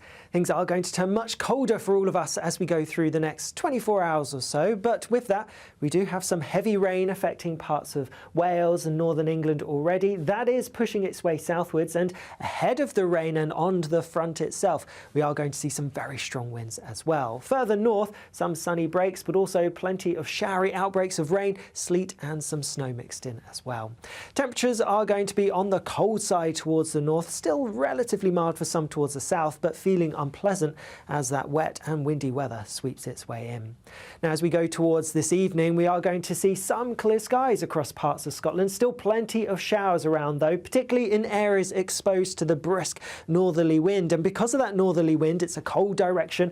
Those showers are readily going to be falling as sleet or snow. Generally dry, though, across more inland areas. Across Northern Ireland, some showers pushing their way into the far northern parts, and down the eastern side of England as well. Some showers possible here. Meanwhile, many central areas largely dry to end the day, and that rain just about clinging on across the far south as we go overnight, but it will push through as we go through the early hours of tomorrow. Otherwise then, through the night, many places having lots of clear skies, and with that cold Arctic air coming down from the north, our temperatures are going to drop. It's going to be quite a harsh frost for many of us first thing on Thursday morning, and there will be some icy patches to watch out for as well. Could be some difficult driving conditions for some of us. Through the day itself, though, a lot of bright, fine weather around. More sunshine than we've seen through recent days. It is going to be cold, and there will still be some of those wintry showers, mainly towards the north of Scotland, but even down the eastern side of England, and perhaps some coastal parts towards the Irish Sea as well, seeing a few showers. Notice those temperatures a few degrees lower than they have been recently, so feeling cold despite the sunnier skies. There will be a light breeze in the morning, leading to a warm front. Boxed heat pumps, sponsors of weather on GB News. I don't mind. That wasn't too bleak. The only yellow on that... Spitters and spatters of rain, but it's... The only yellow on that map, you know, rather than the cute little suns, were yellow weather warning, Sam. I nearly said it's December. It's January. It is, I know. Yeah. It is actually January. It's 2025. Well, yeah. Cheer up, January. You could get your hands on a whole host of cash. How about £50,000 in cash, tax-free, for the new year? Yeah, it really could all be yours, and Rachel Reeves can't get hands on it either. It's our greatest ever Great British giveaway, and here's all you need to win. There's still plenty of time to grab your chance to win our biggest cash prize ever, an incredible £50,000. What would you spend £50,000 on in the coming year? Spectacular holidays, a brand new car, home improvements, or maybe you'd just like to save it for a special occasion? For another chance to win, text cash to 63232. One entry costs £2 plus one standard network rate message, or text bonus to 63232. 5 entries cost £5 £5 plus one standard network rate message. Go to gbnews.com/win. Entries start from just £2. You can call 0903 681 3232. Calls cost £2 plus your network access charge. Or post your name and number to GB10 PO Box 8690 Derby DE1 9TT. UK only. Entrance must be 18 or over. Lines close at 6 p.m. on the 31st of January. Please check the closing time if listening or watching on demand. Good luck. Yeah, good luck indeed. What a cracking 2025 that could give you. Now, still to come, we will be remembering former Pirate Radio DJ turned broadcasting veteran Johnny Walker. That's next. This is GB News Breakfast with Dawn and Sam. Sunday with Michael Portillo from 11, only on GB News. It seems that the younger generation's interest in literature is waning. Academics argue that educational policies have failed to encourage reading for pleasure, contributing to declining numbers of English literature students and a shift towards young adult books rather than classic novels. According to 2023 figures from the National Literacy Trust, the number of 8 to 18-year-olds who say they enjoy reading has sunk to its lowest level for almost 20 years, with a quarter fewer reading each day over that same time period. To share more with us about this topic, I'm joined now by the journalist Charlotte Lytton. Charlotte, welcome back. Lovely to talk to you again. Tell us your perspective on this issue. What is happening? Well, speaking to academics, we can't deny, it seems, that there is a big problem here, and it starts right at school. As you read there, young children simply don't enjoy reading for pleasure as they did before. We can't deny that is also a massive part because of smartphones, because kids now are faced with all of these things vying for their attention. They just don't have to sit down and entertain themselves with a long book and nothing else as they did before. As we see from those figures with people going to study humanities at university, the decline is just going all the way because people simply are not interested in reading for pleasure as they were. Do you get any feeling that education policy or that teachers are taking steps to counter this? Well, there is a review of the curriculum going ahead right now, but school is a huge part of it. One of the things that has come up in this conversation is whether teachers now are dealing with crowd control, which means they can't simply encourage reading for pleasure because they're simply trying to get a hold of the students they have. GB News, the People's Channel. Thank you, Britain. Thank you for watching. Thank you for listening. Thanks for subscribing. Thank you for your support. It's you that make us the People's Channel. As we reflect on our journey so far, we're filled with immense gratitude. You mean the world to us. We couldn't have reached this point without you. As a very special thank you, we are giving you the chance to win one of 50 GB News thank you boxes. They're worth £50 each. For full terms and conditions, and to enter, just go to gbnews.com/thank you.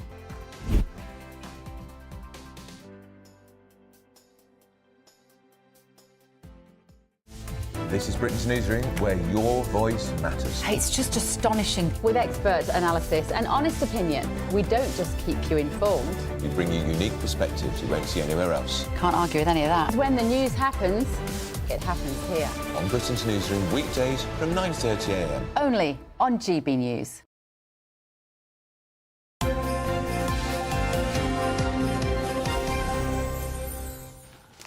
Very good morning. Welcome back to Breakfast with the dream duo for a happy New Year's Day. If you're having nightmares.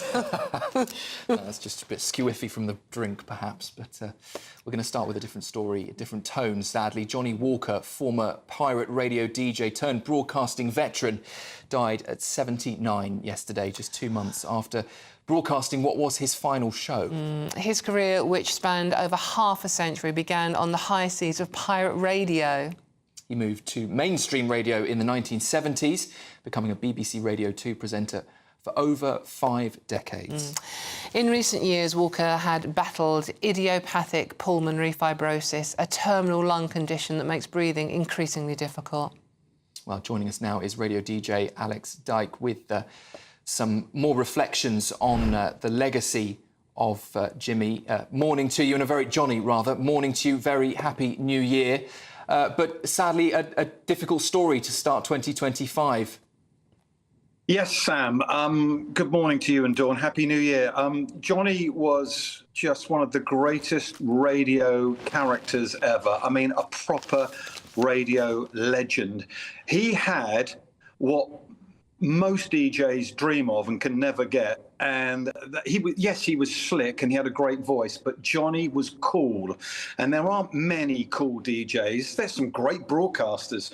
Britain's had some great broadcasters like Wogan and Kenny Everett and Tony Blackburn from those golden days of radio. But what Johnny had was he was cool. He was kind of Steve McQueen cool. The only other DJ like that really was Roger Scott. And that's what made him so special. Well, yeah, no one has said a bad word about him. I mean, he seemed to be, across all generations, he was admired by everybody else in the industry. Yes, he was, and he was very devilish in the way he would present things. He would just teeter on the edge of sometimes being kind of controversial. There's a very famous story about Johnny in 1975 when the Bay City Rollers spent 6 weeks at #1 with Bye Bye Baby, and Johnny would reveal the charts on Radio 1 every Tuesday lunchtime, and it got to 6 weeks. The 6th week that they were top of the charts, top of the pops, and he said, that's at #2, and at #1, oh no, not the Bay City Rollers again. And the phone lines lit up from all of these teenage girls who were big fans, but Johnny didn't want to be playing the Bay City Rollers and Susie Quattro and Mud. He wanted to be playing Rycuda and the Eagles. He was championing. One of the reasons the Eagles were so big in Britain was because Johnny, like Roger Scott, was playing the Eagles and Jackson Browne, Rycuda, all these cool bands. Johnny was very, very cool. And what he loved was the music. He wasn't that interested in being a big personality, like a lot of radio DJs are, and there's nothing wrong with that. For Johnny, it was all about the music. Do you think that's the difference these days, Alex, that many people in the music business are more concerned with the celebrity aspect of it rather than the music? Yes, absolutely. And all of those guys I've mentioned they came from the golden era of radio, from the 60s and the 70s and the 80s, when there weren't that many stations, when DJs could pick their own music, and they needed a great personality. To hook listeners in, you needed to be interesting, dynamic, and play great music. It's all picked now by guys in suits. All these radio stations are probably playing the same 400 records, and they don't want personality radio. Johnny is one of the very, very last. Where was he at his absolute best during his career? I mean, he had an incredibly diverse career spanning decades. Where was he, in your opinion, best? Well, I tell you what, Sam, his career and his life story are so interesting because it's full of ups and downs. So he was a massive pirate on Radio Caroline. He was Mr. Radio Caroline in the 1960s. Then he ends up losing that job and he's a truck driver. Then he gets a gig at Radio 1 and he's doing really well on the lunchtime show. Then he decides to throw all of that away to go and work in San Francisco on a radio station there. That doesn't really work that well for him, so he comes back to Britain and he works on a small radio station in Britain before getting re-signed for Radio 1 again. Then he kind of messes that up a bit and goes away, comes back and does Radio 2. I'll tell you what, Quentin Tarantino should be making a movie about Johnny's life. There's not enough time here to talk about the ups and downs in Johnny's life. But to answer your question, lots of different peaks. I would say Radio Caroline in the 60s, Radio 1 in the 70s, and Radio 2 in the 90s and the new millennium. You can certainly tell he truly was a man who just loved radio. Yeah, he really did. And talking of love, his wife, Tiggy, been married for 21 years. I loved the comment she gave yesterday. Obviously, an extraordinarily difficult time to lose someone you love. But she obviously paid tribute to her extraordinary husband, but she went on to add humour by saying, and what a day to go. He'll be celebrating New Year's Eve with a stash of great musicians in heaven, 1 year on from his last live show. So a great tribute there from Tiggy, whose wife, who's mourning Johnny Walker, who we lost at 79 yesterday. Alex, thank you very much for joining us this morning and paying tribute to another legend who's having a jamming session. Yeah, absolutely. Up in heaven. He's well deserved. Yeah, no, Certainly. absolutely. Working till 78. Yeah, absolutely, yeah. And broadcasting from home up until pretty much the end. Bless him. Still to come, sport with Aidan. That next. This is, of course, GB News Breakfast with Dawn and Sam. I'm Christopher Hope. This is GB News, Britain's election channel. This is GB News, Britain's news channel. Now we're joined now by Sophia Viraji, the co-founder of the Azealia Foundation, which was created due to the tragic passing of her 8-month-old daughter to leukemia. The foundation is doing some incredible work for children's cancer. Yeah, some really incredible stuff. They've just launched a PhD even where they're funding young doctors to specialise in childhood cancer as, get this, I wasn't aware of this, it's one of the most underfunded areas in the NHS. So not many sectors choose to go down that route, unfortunately. The charity, the foundation, have donated over £1 million worth of equipment to hospitals as well, and we're delighted to welcome Sophia. You've turned a tragedy and grief into triumph, I guess, and something so inspiring. Just tell us about that. Do you recognise that in yourself and the work you're doing? Yeah, I'm here to always honour my daughter and to always continue her name, her legacy, and to support all of these other children fighting against childhood cancer. It was all over social media. I mean, you were, at one point, probably one of the most famous families in this country because of Azealia and Azalia's fight. When you look back now at that time, does it give you comfort that you had so many people behind you? Absolutely.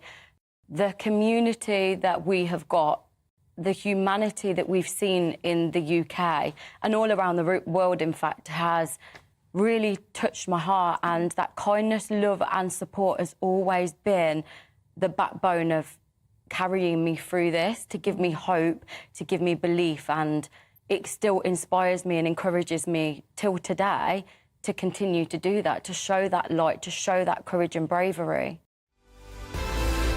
GB News, the People's Channel. I'm Christopher Hope. From pop stars to politicians, I'll interview anybody in a pub who's got a political opinion. Join me every Friday on Spotify, Apple Podcasts, YouTube or gbnews.com, or wherever you get your podcasts. This is GB News, the People's Channel. Every Saturday, 10 till 12, we'll bring you all of the news that you need to know. We'll also remind you there is so much to smile about. It's my favourite time of the week. I get to relax, enjoy some light-hearted stories, and let Ellie teach me about fashion too. That's Saturday Morning Live, every Saturday, 10 till 12. Only on GB News, Britain's news channel. We're proud to be GB News, the People's Channel, and as you know, we always love to hear your views. Now, there's a new way of getting in touch with us at gbnews.com/yoursay. By commenting, you can be part of a live conversation and join our GB News community. You can even talk to me, Bev Turner, or any of the members of the GB News family.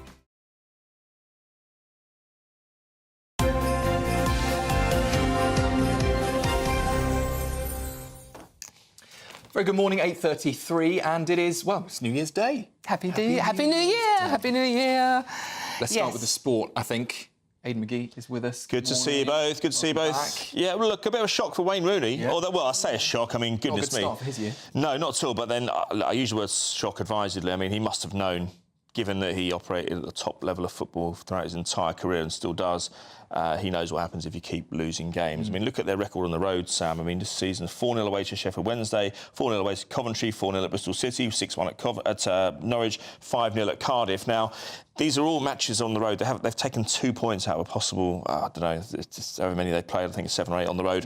And it seems to be travel is the issue, Dawn, because they're so far away. And I worked down there 20-odd years ago. Ian Holloway, Tony Pulis, Bobby Williamson, Paul Sturrock, all these guys had the same problem. Their local game was QPR, and that was 4 hours away. That was their nearest one. Goodness knows what it's like going to a place like Sunderland or Newcastle or wherever else. And they had to adapt their travelling, and they have a problem getting results on the road. Not to mention what you mentioned a couple of hours ago about attracting players, because it's just a little bit out on a limb. Going down there as a player or as a manager requires a change of lifestyle. It's not just a few months down there to sort of, tide things over until you get to the summer and get a better move or whatever. You need to make a big decision. Had he moved down there then? Yeah, he committed to the area. He committed to the area. I wouldn't say settled completely, because, he's uprooting his family is very difficult, because he's not somebody who transcends football. He's somebody who's Colleen well and the boys stayed in Liverpool, didn't they? Yes, exactly. And it's this time of year it's a very heavy schedule as well. But how many times do these players get? That generation of players, you're talking Gerrard, Lampard, Cole, Joe Cole and Ashley Cole, David Beckham, who was sensible enough not to go into football management because it's so precarious. So where does he go now? What's next? I don't know. I mean, this is 4 jobs which were in a row which are deemed to be not a success. So I don't think there'll be a queue. I thought he was quite lucky to get the Plymouth job, if I'm perfectly honest with you. Go on. According to The Sun, he's going to be a house husband. Yeah, I know, but how easy is that, though, for someone for whom football has been your lifeblood, day in, day out, pretty much 24/7. You have to admire his get up and go, his willingness, his desire to be a football coach. But sometimes you have to draw a line under things and say, you know what, it's not for me. And the first thing you do, Sam, when you go into, if you've been an elite player, you go into football as a manager, you have to forget the player you were. Sometimes you can go onto a training pitch and you can get frustrated because the players in front of you can't repeat or replicate what you did as a player. Yeah. You know, you have to be understanding of that, don't you? Do you think he'll be able to go into commentary? Yeah, I do, actually. I do, because during the Euros, he was very good. Yeah. Very, very good. And look, who better to talk about England than somebody who lived through the entire, you know, all the ups and downs. And he was don't forget, this wasn't just an England player, Sam. He's somebody who 2 or 3 times carried England's hopes on his shoulders. If you want someone to talk about pressure and the maelstrom of the England setup, he's the man. And look, he doesn't need the money, but I think he'll probably want to stay in the public light, in the limelight, if you like. And I would say that job, there is bits of punditry of what's forced clubs to take a gamble on him because they like what they hear. But look, if you're an average player, you might get 1 hit at management. If you're him, you've had 4. Yeah. And as to where he goes now, I think he'll still be able to afford to eat fish on a Friday night. Yeah, I mean, in any other job, if you'd failed 4 times in 4 different gigs, you'd probably be... There you go. And I read the results to you. You can make your own conclusions. But he was a great player to be fair. Magnificent. We stay with football. Yes. This one, again, lots of moving parts, so you might have to sort of spell it out for me. Liverpool rejecting Real Madrid's deal or approach to deal. Yeah, it's only an approach. It's only an approach, so it's not a bid, which makes you think, well, if they really want him, they make a bid, don't they? They can have him from next summer. Are they realistic? And this is Alexander-Arnold. Trent Alexander-Arnold, England player, had a wonderful first half of the season. Liverpool top of the league, 8 points clear, looking as if they're going to win only their 2nd Premier League title in 35 years now. It's been a long wait. The first one was a long wait. He was part of that. He's 26 years old. Very difficult when Real Madrid come knocking. You know, they may not be the biggest club in the world, but they're certainly up there, and they're certainly the elite club. They've won the most Champions Leagues. And he's got a great mate, Jude Bellingham, who started for England in the summer, playing over at Real Madrid. I think he'll want to go there. Lots of reports as well have suggested that he's told Liverpool that he wants to go to Real Madrid. So Liverpool, nonetheless, will want to keep him until the end of the season, and I think it's a bit of mischief-making from Real Madrid because they know that if they destabilise Liverpool a little bit, it may give them an advantage later on in the season if they meet in the Champions League. How much money are we talking here? 26 years old? Nothing, because he goes. It's a free in the summer, so he'll go for absolutely nothing. Duck's egg. Finally, Aidan, just very, very quickly, a quick word about Mikel Antonio, West Ham's player. Out of hospital, absolutely fantastic news to hear because, you know, all sorts of speculation was rife on social media 3 or 4 weeks ago. We covered the story in depth on this programme, didn't we? But, he's out of hospital. He's released a wonderful quote giving thanks for everything he has and a poignant time of year as well. Brilliant. Aidan McGee, thank you very much. Yeah, no, amazing. How anyone got out of that car alive is beyond me, but thank God he did. OK, still to come, we'll go through the papers with Jess Gill and Lewis Oakley. But first, if you are in search of some winter sun, here is the forecast for some of those top European holiday destinations. Dinner under the stars tonight? That reminds me of our travel insurance. You mean all clear skies? All Clear Travel Insurance sponsors GB News Travel Destinations Forecast. Hello, here's your latest GB News winter sun forecast. And for some places, Madeira for example, it is going to be relatively warm to end the week. Lots of dry weather around some parts of southern Europe, but a different story across parts of Italy, Croatia into Greece. A little bit of rain pushing its way through here. Mostly dry across central and southern parts of Spain, a little bit wetter further north. And like I said, for Madeira, temperatures on the rise, getting into the low 20s by the end of the week. Elsewhere, temperatures nearer normal for the time of year. All Clear Travel Insurance sponsors GB News Travel Destinations Forecast.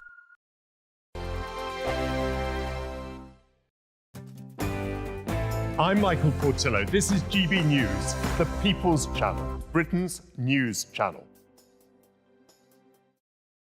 Nana Queer, weekends from 3 p.m. Today I am joined by documentary maker Daniel Wing, who is still trying to find out who murdered his mother 30 years on. He's also created a documentary called Who Murdered You, Mum? Daniel, can you just tell us the story of what happened to your mother, what you know? So when I was 1 year old in 1992, my mum, Tina, was murdered.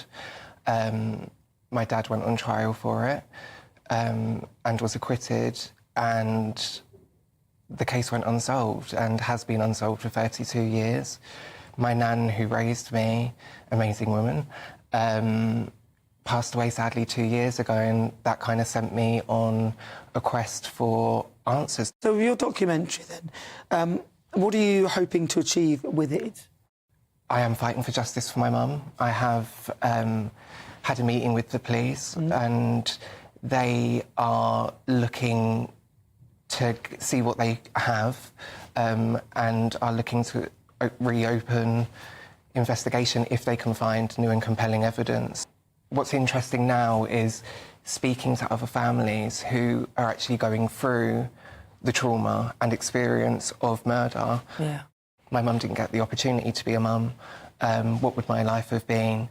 I'm now 33 years old with no parents. And it's that kind of thing. It's a very, I guess, lonely journey in what I'm experiencing. That's why I wanted to make this film, because I hadn't had the opportunity to be able to grieve my mother and know who she was. And that was really what this journey was about. It was about finding out who she was and being able to grieve. Everyone had the opportunity, although terrible circumstances, to be able to go to the funeral and have that moment, and I never had that opportunity. The People's Channel. Thank you, Britain. Thank you for watching. Thank you for listening. Thanks for subscribing. Thank you for your support. It's you that make us the People's Channel. As we reflect on our journey so far, we're filled with immense gratitude. You mean the world to us. We couldn't have reached this point without you. As a very special thank you, we are giving you the chance to win one of 50 GB News thank you boxes. They're worth £50 each. For full terms and conditions, and to enter, just go to gbnews.com/thank you.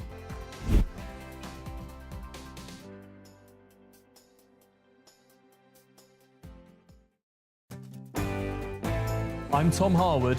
This is GB News, Britain's news channel.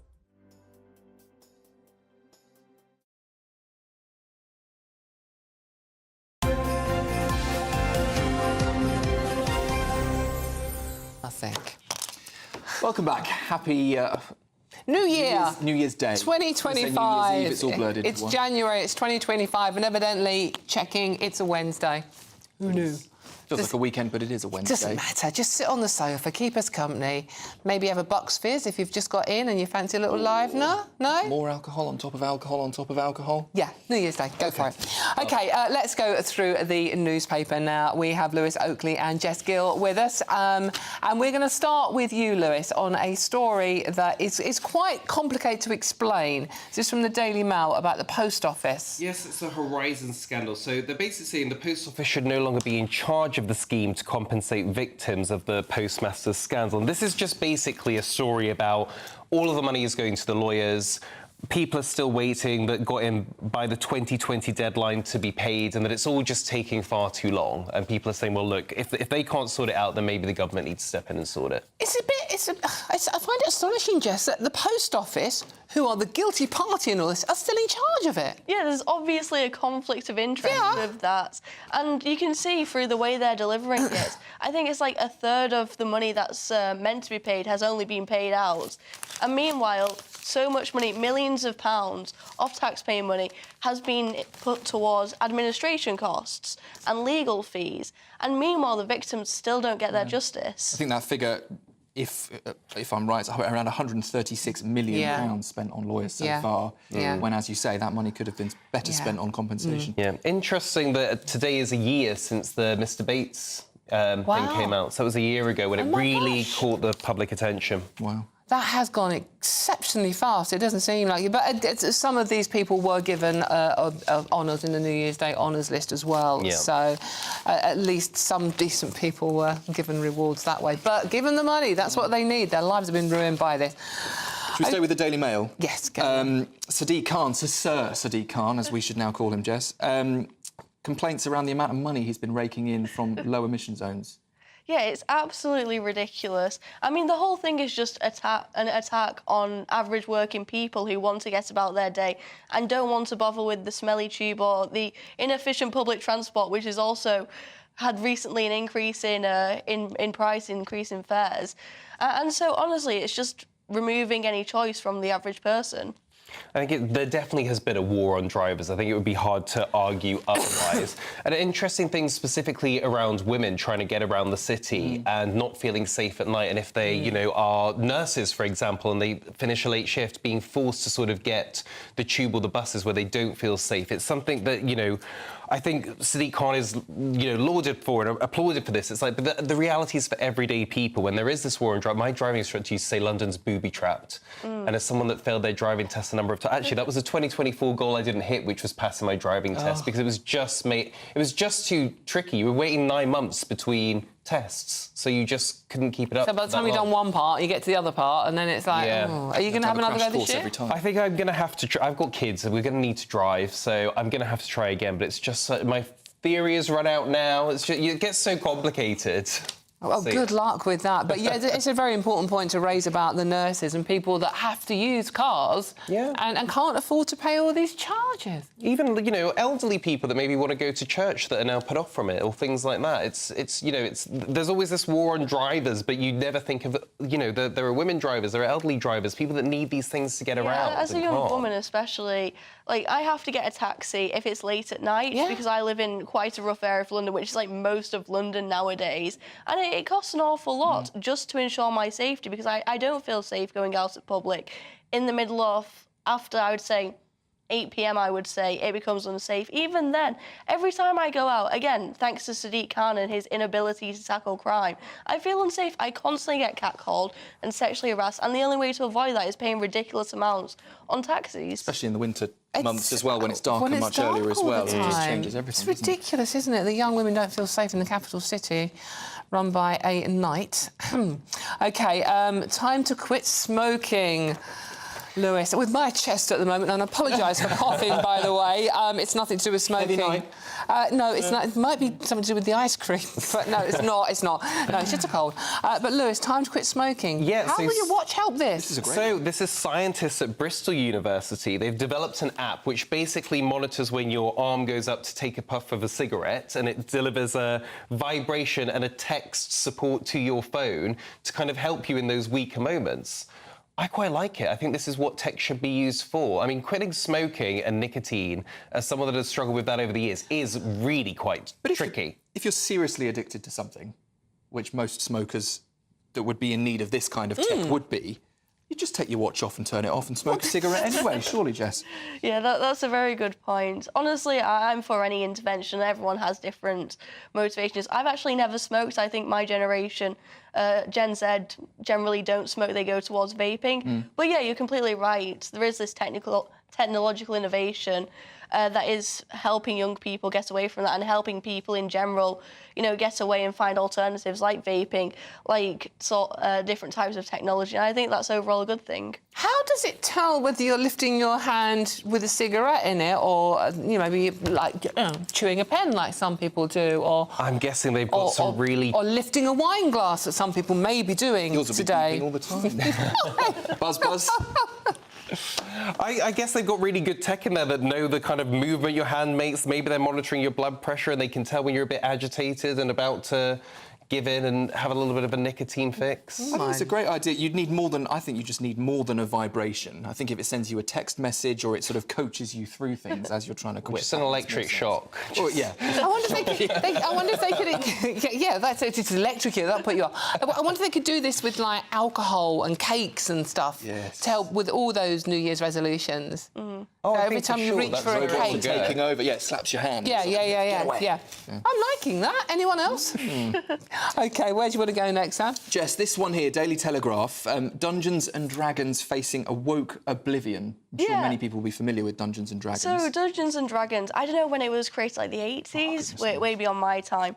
But it's been popularised recently by Stranger Things, a hit TV show. Recently it's been cancelled by the woke mob because of its differences in... They call it races, but I wouldn't call differences between elves and orcs and goblins as races. They're just species, different types of species, and it's this attempt to highly politicise just simple things like board games that shouldn't be politicised. They're saying that the differences between the species is wrong, and it's like, well, of course, an orc is going to be a lot different to an elf, or I don't know, like I don't even know if they have hobbits, but hobbits. I never thought on New Year's Day I'd be talking orcs, elves, dwarves, hobbits, the works. Goblins. But, Lewis, are you familiar with Dungeons and Dragons? I've heard of it. I've never played it, but I do think this stuff never works out, and there's always a backlash to this. I remember they did this with comics, and I think they tried to do it with video games before, which is basically people that didn't read comics or play video games said it's not diverse enough, so they made it all diverse. And then the people that actually read comics and actually played video games said this is ridiculous. And I think the other point here is sci-fi has always been a really good way to explore differences without having to be blatant about it, because a lot of it is metaphors. You know, you might watch a Star Trek and it might be about two warring tribes on a planet. They don't, you know, and the metaphor is there for how that impacts real life. It doesn't need to be so blatant. You don't need to sanitize everything. This is actually a healthy way for people to explore differences. So, you know, Elon Musk has apparently chimed in on this one with some swear words. So basically, it means that orcs are no longer inherently strong, despite being big things, and elves are not intrinsically brainy. This is just like... It's not going to last, No. is it? And as you say, Lewis, the people that play these games, that actually participate in the Dungeons and Dragons community, they're not going to pay attention to it anyway. And they're not real people, by the way, or are they? Yeah, I've just come back from Iceland, and 24% of people in Iceland believe in elves. I mean, really believe in elves. What is it? Elves are the ones... They're the little cute ones. They're a bit like... ears. Yeah. Yeah. What's wrong with Do you believe in elves? Don't tell me you don't believe in elves. Well, we had the elf on the shelf, didn't we, all Christmas? And that was definitely real, because it did keep moving around. Yeah. It really did. It was reading the papers out. On Christmas I was reading Eve, the papers out at one point. OK, let's talk resolutions, Lewis. Yes, today is the day for it. So, if you have got a New Year's resolution, the key to keeping it is apparently sleep. Amen. So, yeah, the people that have bad sleeping habits, they basically revert back to their bad habits because they're tired. I think it depends on what you kind of are putting your New Year's resolutions as. So if it's a habit, then you probably do need sleep. If it's a goal, like different goals that you hit, like I didn't think that like really running a marathon. Or a career ambition or something like that. Yeah, career ambition. Like last year, mine was to take the kids on their first abroad holiday. I didn't need to get a good night's sleep to do that. Or did you? Because you were taking the kids on holiday. You probably needed plenty of sleep. I saw your holiday pictures. You look like you needed a rest. But yeah, so sleep is obviously really essential. I don't know. Have you guys got your New Year's resolutions now? Well, I mean, we're not doing any, but I did.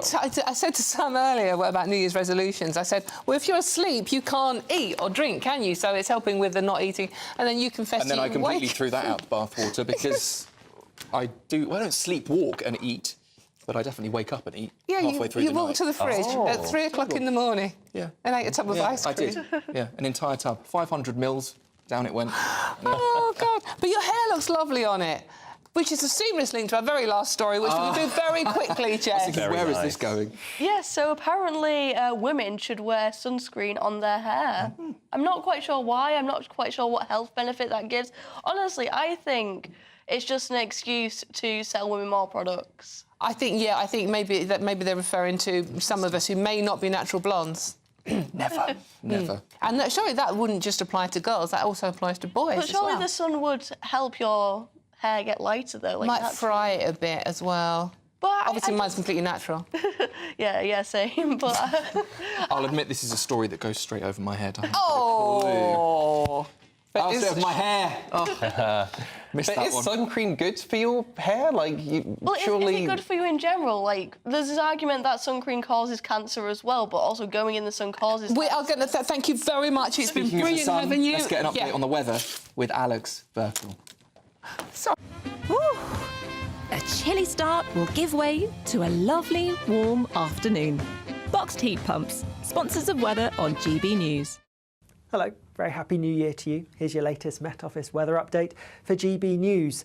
Things are going to turn much colder for all of us as we go through the next 24 hours or so, but with that, we do have some heavy rain affecting parts of Wales and northern England already. That is pushing its way southwards, and ahead of the rain and on the front itself, we are going to see some very strong winds as well. Further north, some sunny breaks, but also plenty of showery outbreaks of rain, sleet and some snow mixed in as well.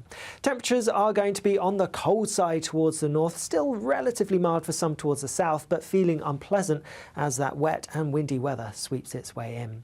Now, as we go towards this evening, we are going to see some clear skies across parts of Scotland. Still plenty of showers around, though, particularly in areas exposed to the brisk northerly wind. And because of that northerly wind, it's a cold direction. Those showers are readily going to be falling as sleet or snow. Generally dry, though, across more inland areas. Across Northern Ireland, some showers pushing their way into the far northern parts, and down the eastern side of England as well. Some showers possible here.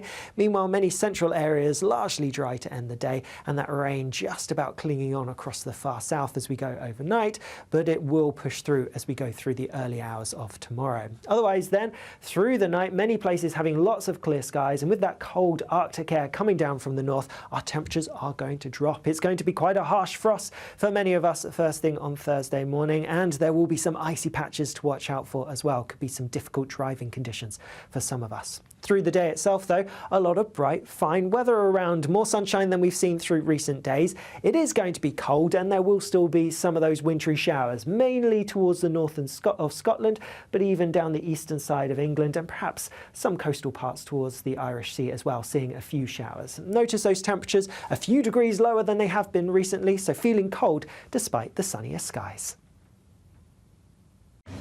A nice bright morning will generate a lovely warm day, right through to the evening. Boxed Solar, sponsors of weather on GB News.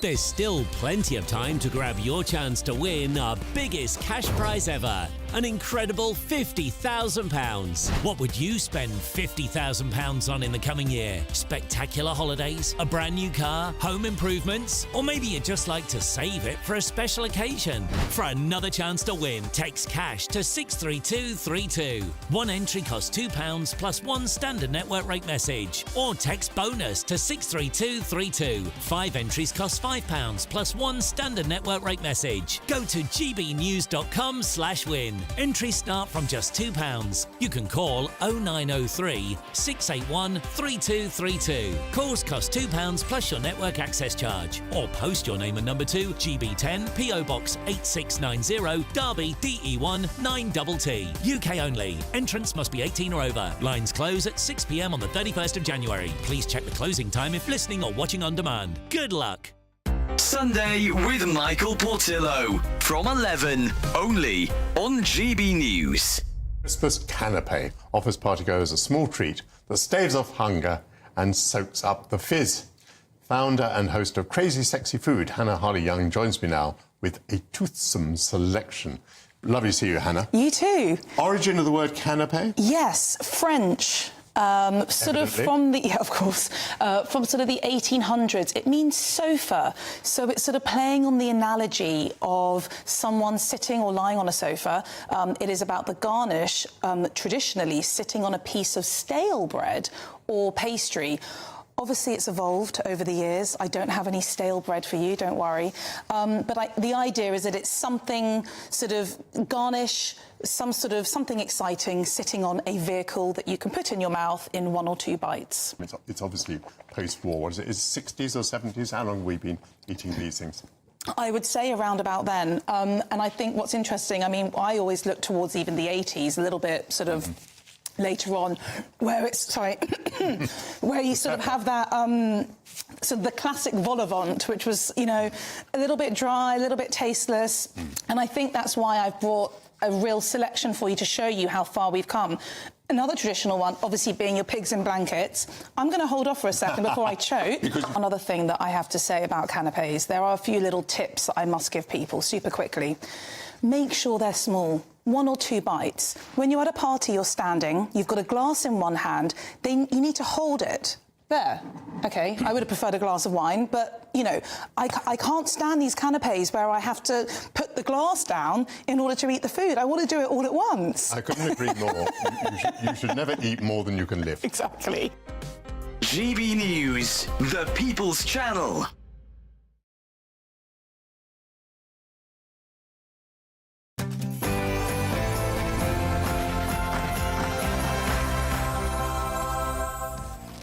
Very good morning, 9 o'clock, and of course, Happy New Year and welcome to 2025.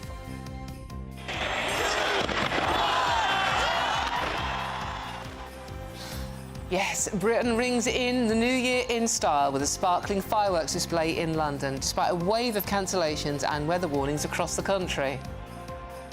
Sir Keir Starmer hails a year of change as he delivers his first New Year's message as Prime Minister with a plan for, he says, well, more cash in your pocket this year. Until you can look forward and believe in the promise and the prosperity of Britain again, then this government will fight for you. And are you making any New Year's resolutions this year? Nearly 16 million of us plan to give up the booze this month, but will our pubs survive dry January? Breaking news this hour, the number of migrants arriving in the UK in 2024 after crossing the Channel in small boats is, we can confirm, up by a quarter, as nearly 37,000 made that journey.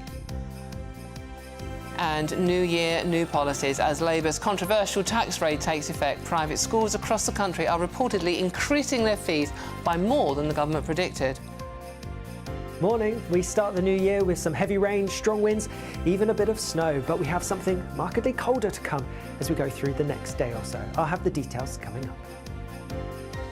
It's just gone 9 o'clock. Not that you need to know it's New Year's Day. Just chill. I'm Dawn Neeson. I'm Sam Francis. Relax with us here on GB News Breakfast. It's a Happy New Year.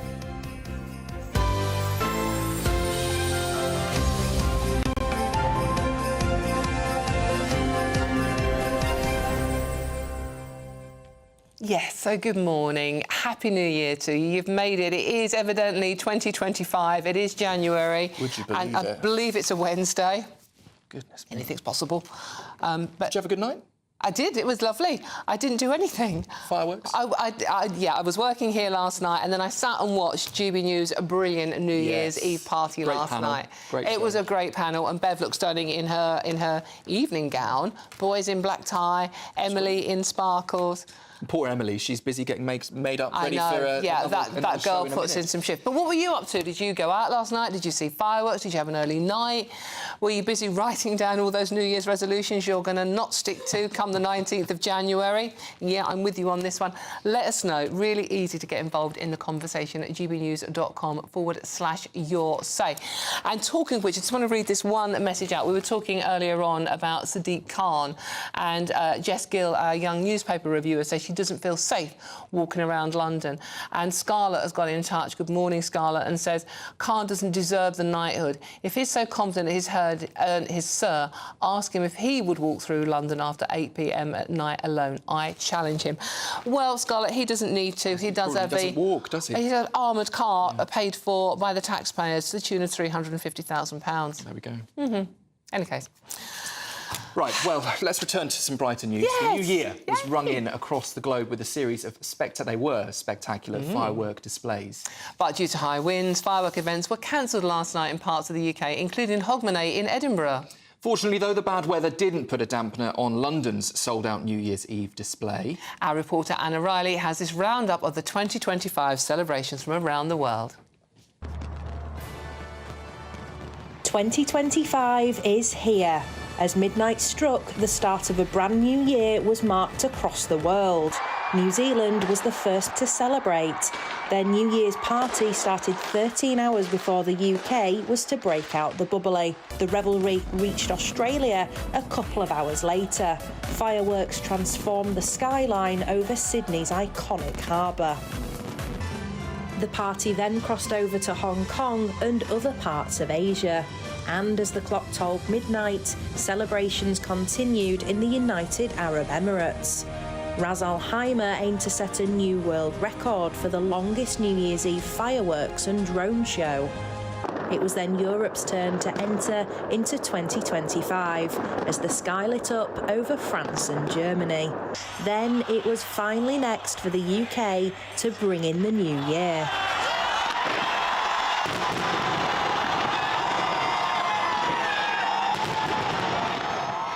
Stormy weather didn't dampen the party atmosphere in London. Dazzling pyrotechnics were fired from barges on the River Thames, with Peter Andre entertaining the crowds. Tens of thousands of people gathered as Big Ben struck 12, with millions more tuning in to watch. It was much warmer for Brazilians, who were next to launch their display on Copacabana Beach in Rio de Janeiro. Across the pond, the ball dropped in New York at 5 a.m. UK time, with 2025 set to be an important year for America's new administration. January the 1st marks new beginnings worldwide, with 2024 going out with a bang. Anna Riley, GB News. I love that. It was great. Just look at that. Yeah, the roundup. It's what New Year's about now. I don't remember it when I was a kid so much, fireworks. I mean, the big displays that we have now. No, I wasn't allowed to go and see them because it would have been too late, but... Yeah. Is it completely... Where are we now? If you're in LA? I don't know. Are there any more to come? Have we reached the west coast of... I don't know. Has New Year been and gone around the world now? I'm pretty sure it has. We're showing just how thick we truly are. Well, exactly. And look, come on, it's New Year's morning. Give us a break on this one. Evidently, it is New Year's morning. It is a Wednesday. So thank you for joining us. Really appreciating your company this morning. And keep those messages coming in, telling us what you've been up to, what you're doing today, and what your resolutions are. And especially if you're going shopping today, because there are sales on again. We're only a few hours into the new year, but the first big retailers have already started slashing prices across products and subscriptions. The January sales after Boxing Day, Christmas Eve, Christmas Day, Friday. Black Friday, Cyber Monday. January sales can be tempting time to snap up some bargains, but are they really the price cut paradise that they claim to be? That is the question. Yeah, well, GB News technology editor Aaron Brown joins us now. We have sales every day now. I mean, literally every month. Everything seems to be closing down. Everything's on discount prices. Yeah. It's almost quite unlucky if you manage to buy something full price at this point. Yeah, you've got to try really hard to do that. But, there are so many deals and every retailer is slashing thousands of products. But as I'm sure you can guess, not all of those deals are the lowest price they're ever going to be. Some research by the comparison site Price Spy found that 3 in every 10 deals in the January sales were actually more expensive than they'd been the previous month. So luckily, 1 in 4 were the genuine article. So there are bargains out there, but you do need to be really careful when you're shopping. How do you check? How do you find out that you are getting a genuine bargain? So there's some really useful websites out there, so you don't have to keep track of the prices yourself. If you're shopping on Amazon, I'd recommend a site called camelcamelcamel.com. You just drop in the URL of whatever product you're looking at on Amazon, and it'll show you a complete price history of that product in a graph. So it'll be really easy, a couple of seconds to spot whether it's been lower before or, if there's a similar pattern you might see on some of these products that there's a regular price drop that happens. Can you save a particular product on there, a bit like a shopping list that you can keep track of in the future? Absolutely, yes. And they'll even do email alerts. So if it's not the lowest price now in the January sales, you might get an email from them around Black Friday or in the summer sales. It's telling you that now's the time to jump on And is that a completely independent website? It's not run by a company that's got a vested interest in selling you stuff? No, that's not run by Jeff Bezos, thankfully. So it's separate. Yeah, that's true. And then outside of Amazon, there are sites like Price Spy and Price Runner that will do a similar thing for other websites and compare, so you're not having to jump between 1,000,001 tabs on your laptop or race between different shops on the high street. So what's top of the agenda, top of the list for the shopping sales today, particular products? So it's not particularly exciting compared to sort of treat yourself to a new TV or upgrading your phone, but I'd recommend that everyone watching sort of starts with the basics, the utilities, your broadband bill, your TV bills. January is a brilliant time to cut those costs, and if you lock in a good deal, then you're getting savings every month for the next 1 year or 2 years. The problem I've got with doing it, I think it's brilliant advice. It's not the sort of thing I was thought of doing in the sales necessarily, but it seems a bit of a faff, especially at this time of year, certainly on the 1st of January. Is there a website that can help you do this, find out the best deal you can get for your broadband, for example? Yeah, there's loads of comparison sites out there that will do that sort of thing. I mean, the key bit of advice for me is that none of these companies reward loyalty anymore, so you're going to have to switch to get a better deal because those new discounts are reserved for the new customers. So there are plenty of websites with lists of the best deals out there, but you need to know yourself who you're with, how long you've been with them as well, because all of these contracts have a minimum term length. You can't switch unless you're at a point in the contract at which you're able to leave without being penalised. Yeah, although on that, actually, EE is currently offering to pay £300 towards your early termination fees for that exact reason. wow. So they're the one company today that even if you are locked in with your contract still, you can jump to another They're provider. offering to let you leave. They will pay, if you're with another company, they'll pay £300 towards, yes, exactly, a clever sort of get out free clause. So away from the tech side of things, is there anything in sales at the moment that are really worth going for? Yeah, I mean, if you're sort of, new year, new you, looking to sort of hit the gym, there's Argos is currently offering 50% off their fitness equipment, which would be a good start if you're putting together an at-home gym. And the British brand Gymshark is offering 60% off their clothing today as well. And then if you're planning a holiday, TUI, the package holiday brand, is offering free room upgrades on select holidays. So that's is it a good time? Because traditionally this time of year, everyone's sort of like, oh my God, right, I'm going to book a holiday. There's something to look forward to. Yeah. Is it genuinely a good time? Are you going to get deals on holidays and flights at this time of year? Yeah, definitely. Yeah. I mean, as always with these things, the best deals you're going to get are the last-minute offers. So if you're available to jet away next week or in a couple of days' time, then you're going to get the best possible deals. And another bit of advice on that, actually, some of these travel providers offer different deals on the web as they do on their own apps. There are certain discount codes that only work on their smartphone apps. So if you've got the devices to surround yourself with, it's worth double-checking on tablets and laptops and things like that as well. Right, OK. Have you treated yourself to anything in the sales? Not yet, no, but as soon as I'm done here, I'm going to be hitting the websites. And are you following your advice? What are you going to go for? Yes, I need to start with the boring stuff, cut my utilities, and then the money that I save, I think I'm going to treat myself to something something a bit more exciting. But even the big utilities companies, you can get sales deals with them. Yeah, it's absolutely. Not something that you would first think of when you talk about a sale, is it? It's not really crisp and sexy and full of impact like a pair of new shoes. I'd rather book a holiday, for example. Yes. Aaron Brown, thank you very much for joining us this morning, and good luck with that shopping. Interesting. Yeah, and if you are going shopping, let us know, gbnews.com/say. What are you after? Are you trying to bag a bargain today, or are you booking a holiday? We're now going to get inundated with people telling us they're switching their Wi-Fi. Yeah, well, I'd probably need to do that as well. I'd rather have holiday destinations. Yeah, or holiday destinations, that's, yeah. But we've got a way you might be able to afford it, haven't we? Absolutely. If you want to go and start your spending spree, well, we can give you potentially £50,000 in tax-free cash for the new year. Yeah, and it really could be yours. It's our biggest ever Great British giveaway, and it's very simple to enter, and here's how you do it.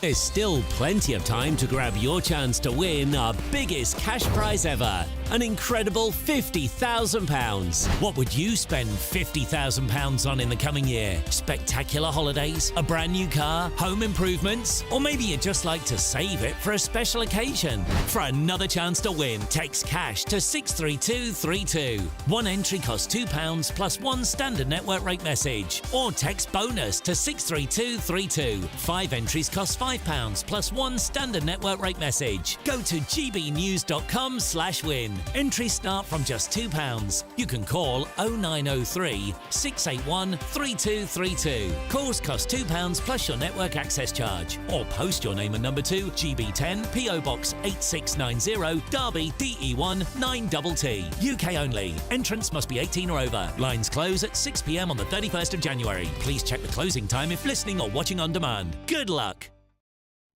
Yes, best of luck. That would certainly set off your new year to a flying start. It certainly would, yeah. I'm not going to use it to update my utilities. I'm sorry. The advice in the sales is update your utility. Wi-Fi. That's really boring. That's really boring. Anyway, still to come. Do you have a New Year's hangover? If you do, well, we're going to be giving you some top tips to survive the rest of the day. That's up next. This is GB News Breakfast with Dawn. Good afternoon, Britain isn't just about us. The wonderful thing about this programme is it's about everyone watching. It's an interactive programme. Well, there absolutely is something to see here, and we're going to be talking about it more. Whether it's breaking royal news, Will, please bring us up to date. Or indeed a particularly punchy speech in the House of Commons. Very, very curious. We bring it to you live, and then we bring you live reaction as well. That's Good Afternoon Britain, weekdays from midday. Only on GB News, the People's Channel, Britain's news channel. Hi there, I'm Michelle Dewberry, and I'm going to take a second to tell you all about my show, Dubes & Co. We start off with the issues of the day. We then bring in both sides of the argument. We get rid of the disrespect. And then you throw me into the mix. And trust me, I'll tell it exactly how it is. And then, of course, the magic ingredient, you at home. We mix it all together, and what have we got? In my opinion, the best debate show in town. Monday to Friday, 6 till 7 on GB News, Britain's news channel. Dubes & Co. Weekdays from 6 p.m. This is a topic very close to my heart. I have become fully convinced that social media, smartphones are one of the primary causes of mental health problems in children and many other serious problems beside. Lots of governments are starting to talk about this, but the Australians are well ahead in their use of legislation. What do you think about this issue? Well, I think you're right. I mean, I've got 3 young children, and I'm really concerned about... I mean, they're too young to be on social media, but I'm really concerned about what lies ahead for them. I'm not sure I support what Australia's doing, not because I don't think it's a good idea to ensure that age verification is right. I'm just not sure that the age 16 is appropriate. But that's progress. If we effectively, as I do, accept the point that we need some sort of control, then we can move to a proper debate about whether that's 16, 14, 13, whatever it may be. And, of course, there are age restrictions on things like Facebook. I think, from memory, it is 13. Yes, but it's a tick box. But it's a tick box, so all you can do is you can just knock. If you're 11 years old, you can just predate your date of birth by 2 years, and you can get on. I think what Australia's proposing is interesting because it will stop young people, maybe without their parents' knowledge, short-circuiting the system because they're going to be asking for proper age verification and ID. That's definitely something we should do in the UK because it's enforced in the existing law. Query, is 16 the right age, Miriam? I completely agree with it. It's something I actually said should have been done before. And I think what is good about it is that for a long time, a lot of governments have been saying that the actual social media companies should take more responsibility, but they're not going to because it hurts their bottom line. The most voracious users are younger users. So they will pledge that, oh, I'll put the tick box in, but the kid is the one who's going to actually tick the box. So doing something like this is saying that, OK, we will put in legislation that damages your bottom line, and I think it will force the hand because they've said it's only 12 months and they will reevaluate it. GB News, the People's Channel.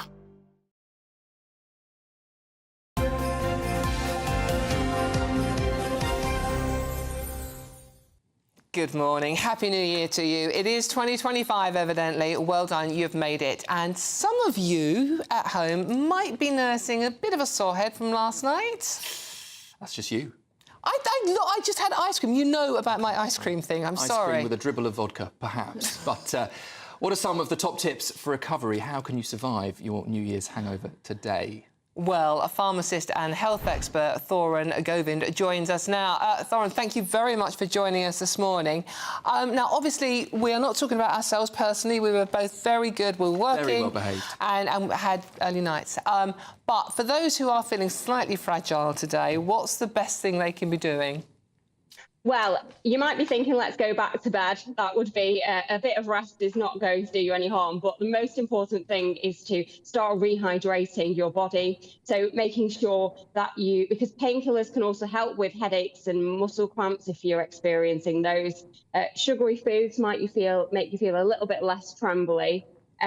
But you know what? We can kick ourselves or we can learn from it and make a plan for next time, as we always say. But I think Happy New Year to all of the viewers. It's been an absolutely fantastic year. And Dawn, I've got my sequins here. Just ready for you. Top girl.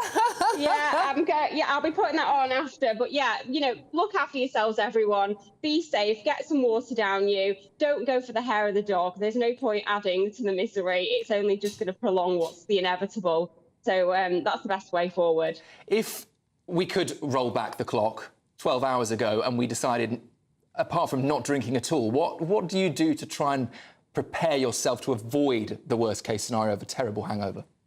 Okay, so eating properly is really important. So, we might be looking at some carbs and we might also be making sure that we're matching any alcohol to water. So after one alcoholic drink, making sure we're having some water as well. Sipping rather than guzzling. Though on New Year's Eve, it can be tempting to get the champagne down us. But look, there's no point beating yourself up this morning. Many people will be starting New Year's resolutions in dry January. I don't know how we're feeling about that. Maybe viewers can let us know if they're feeling that's a bit boring or they are looking forward to it. But I think that's always good to have a little break during the week as well. Is it a good idea, dry January, or do some people just make a virtue of it because I'm doing dry January and then just hit the bottle big time in February?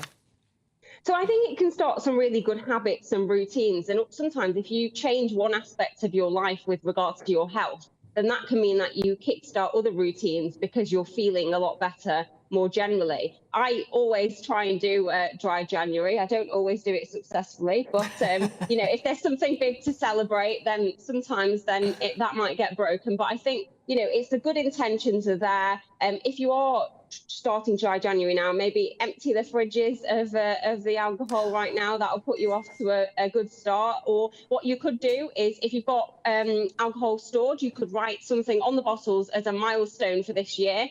For so that you can open it when that's there to celebrate. Though alcohol's not always there for a celebration, but that is something that you could do so that you're not thinking about it over the course of this week. Put it away and have it for those celebrations. That's a good idea. That's a nice idea. Something to look forward to. Reward yourself. Doesn't not binge, obviously, when you get to that point of. Yeah. Just finally, Thorin, for those who are feeling slightly fragile, all right, the hair of the dog, not the best idea, but it is New Year's Day. She's shaking her head at me. Make her stop doing that. How much harm is something like a fry-up going to be this morning? Because the husband swears by that one. I'm not entirely convinced it's a great idea, but is it? Well, bland foods are probably going to be more helpful. So it depends what sauces he's got on his fry-up, I guess. And how fried that is, but I think from my perspective, a bit of toast, the rehydration. You can actually buy rehydration sachets from pharmacies and other outlets as well, so that's another consideration. But ultimately, we are here now. Have a wonderful New Year's Day, and I think setting some really good intentions for the new year is fantastic. That's brilliant. Thank you very much, and a very happy New Year to you and yours. And you can put the sequins on now with your hydration drink. Thorin Govin, thank you very much for joining us. Well, that was not helpful. I feel emotionally boosted and spurred on. I was thinking about having a Bucks Fizz, but you're going to go Bucks Fizz and Ben and Jerry's. Yeah, that would be definitely wrong, wouldn't it? That would be definitely wrong. Anyway, Britain's Newsroom coming up next at 9:30. Emily and Adam with us. Happy New Year, both. Happy New Year. Happy New Year. I haven't set any new intentions yet. No, not yet. No new intentions. Sleep, I think, is needed. Yeah, sleep is needed. We have been working around the clock to bring you a fantastic Christmas period of shows. Very proud of it this year. You were brilliant last night. The two of you were working till early hours of the morning, and you're here bright and early, both looking... What was the view like up at... You were on Primrose. Do you know what? Yeah, it's the first time I viewed it from there. It was fantastic. Spectacular. Because you have the vista and you can see, obviously, the main event on the Thames, and then you can see other parties across London, bits and pieces shooting off everywhere. So it was great fun. If you've got... You can get rowdy on that Primrose Hill, though, can't it? I was well behaved. It's a posh part of town, but, there can be some rowdy behaviour. Yeah, it can. We've got a lot coming up on the show, though. We've got a lot coming up on the show. We are going to be looking a little bit at those political New Year's messages with a bit of fun as well. Also, this private school fee policy looks like it's absolutely going to be a disaster, even more so than some predicted. And also, what are British girls best at? As opposed to the boys and as opposed to their European counterparts. Pretty much everything, to be honest with you, Emily, but, There's only one thing on the headlines. I'll reveal later. We'll reveal later. We will. Interesting. Yeah, looking forward to it. Stephen Pound and Mike Parry as well. They'll be in the studio. Right, OK. Well, talking of hair of the dogs, good luck with that one, then. See how their heads are. Emily and Adam will be with you at 9:30. 9:30, indeed. Yeah, absolutely, we will. We'll still be here. Well, I don't even know what day it is still. I have to keep checking the front of the paper. Wednesday. It is a Wednesday. What are your plans for the rest of the day? You're going to do the New Year's Day I'm going to do parade? a Bucks Fizz. I don't care anymore. Just to say thank you so much for joining us this morning. We've really enjoyed your company, but don't go too far. Emily and Adam are next. It's been a pleasure. Thank you very much for keeping me company. Enjoyed the day. Thank you for all your company. Stephen and Ellie will be back from 6 o'clock tomorrow morning.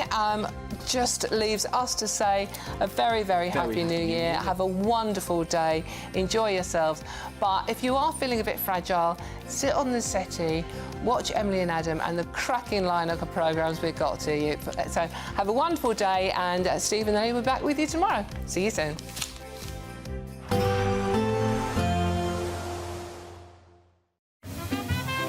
Heavy showers first thing will be followed by a warm, cosy day. Boxed boilers, sponsors of weather on GB News. Hello, very happy New Year to you. Here's your latest Met Office weather update for GB News. Things are going to turn much colder for all of us as we go through the next 24 hours or so, but with that, we do have some heavy rain affecting parts of Wales and northern England already. That is pushing its way southwards, and ahead of the rain and on the front itself, we are going to see some very strong winds as well. Further north, some sunny breaks, but also plenty of showery outbreaks of rain, sleet and some snow mixed in as well. Temperatures are going to be on the cold side towards the north, still relatively mild for some towards the south, but feeling unpleasant as that wet and windy weather sweeps its way in. Now, as we go towards this evening, we are going to see some clear skies across parts of Scotland. Still plenty of showers around though, particularly in areas exposed to the brisk northerly wind. And because of that northerly wind, it's a cold direction. Those showers are readily going to be falling as sleet or snow. Generally dry though across more inland areas. Across Northern Ireland, some showers pushing their way into the far northern parts, and down the eastern side of England as well. Some showers possible here. Meanwhile, many central areas largely dry to end the day, and that rain just about clinging on across the far south as we go overnight, but it will push through as we go through the early hours of tomorrow. Otherwise then, through the night, many places having lots of clear skies, and with that cold Arctic air coming down from the north, our temperatures are going to drop. It's going to be quite a harsh frost for many of us first thing on Thursday morning, and there will be some icy patches to watch out for as well. Could be some difficult driving conditions for some of us. Through the day itself though, a lot of bright, fine weather around, more sunshine than we've seen through recent days.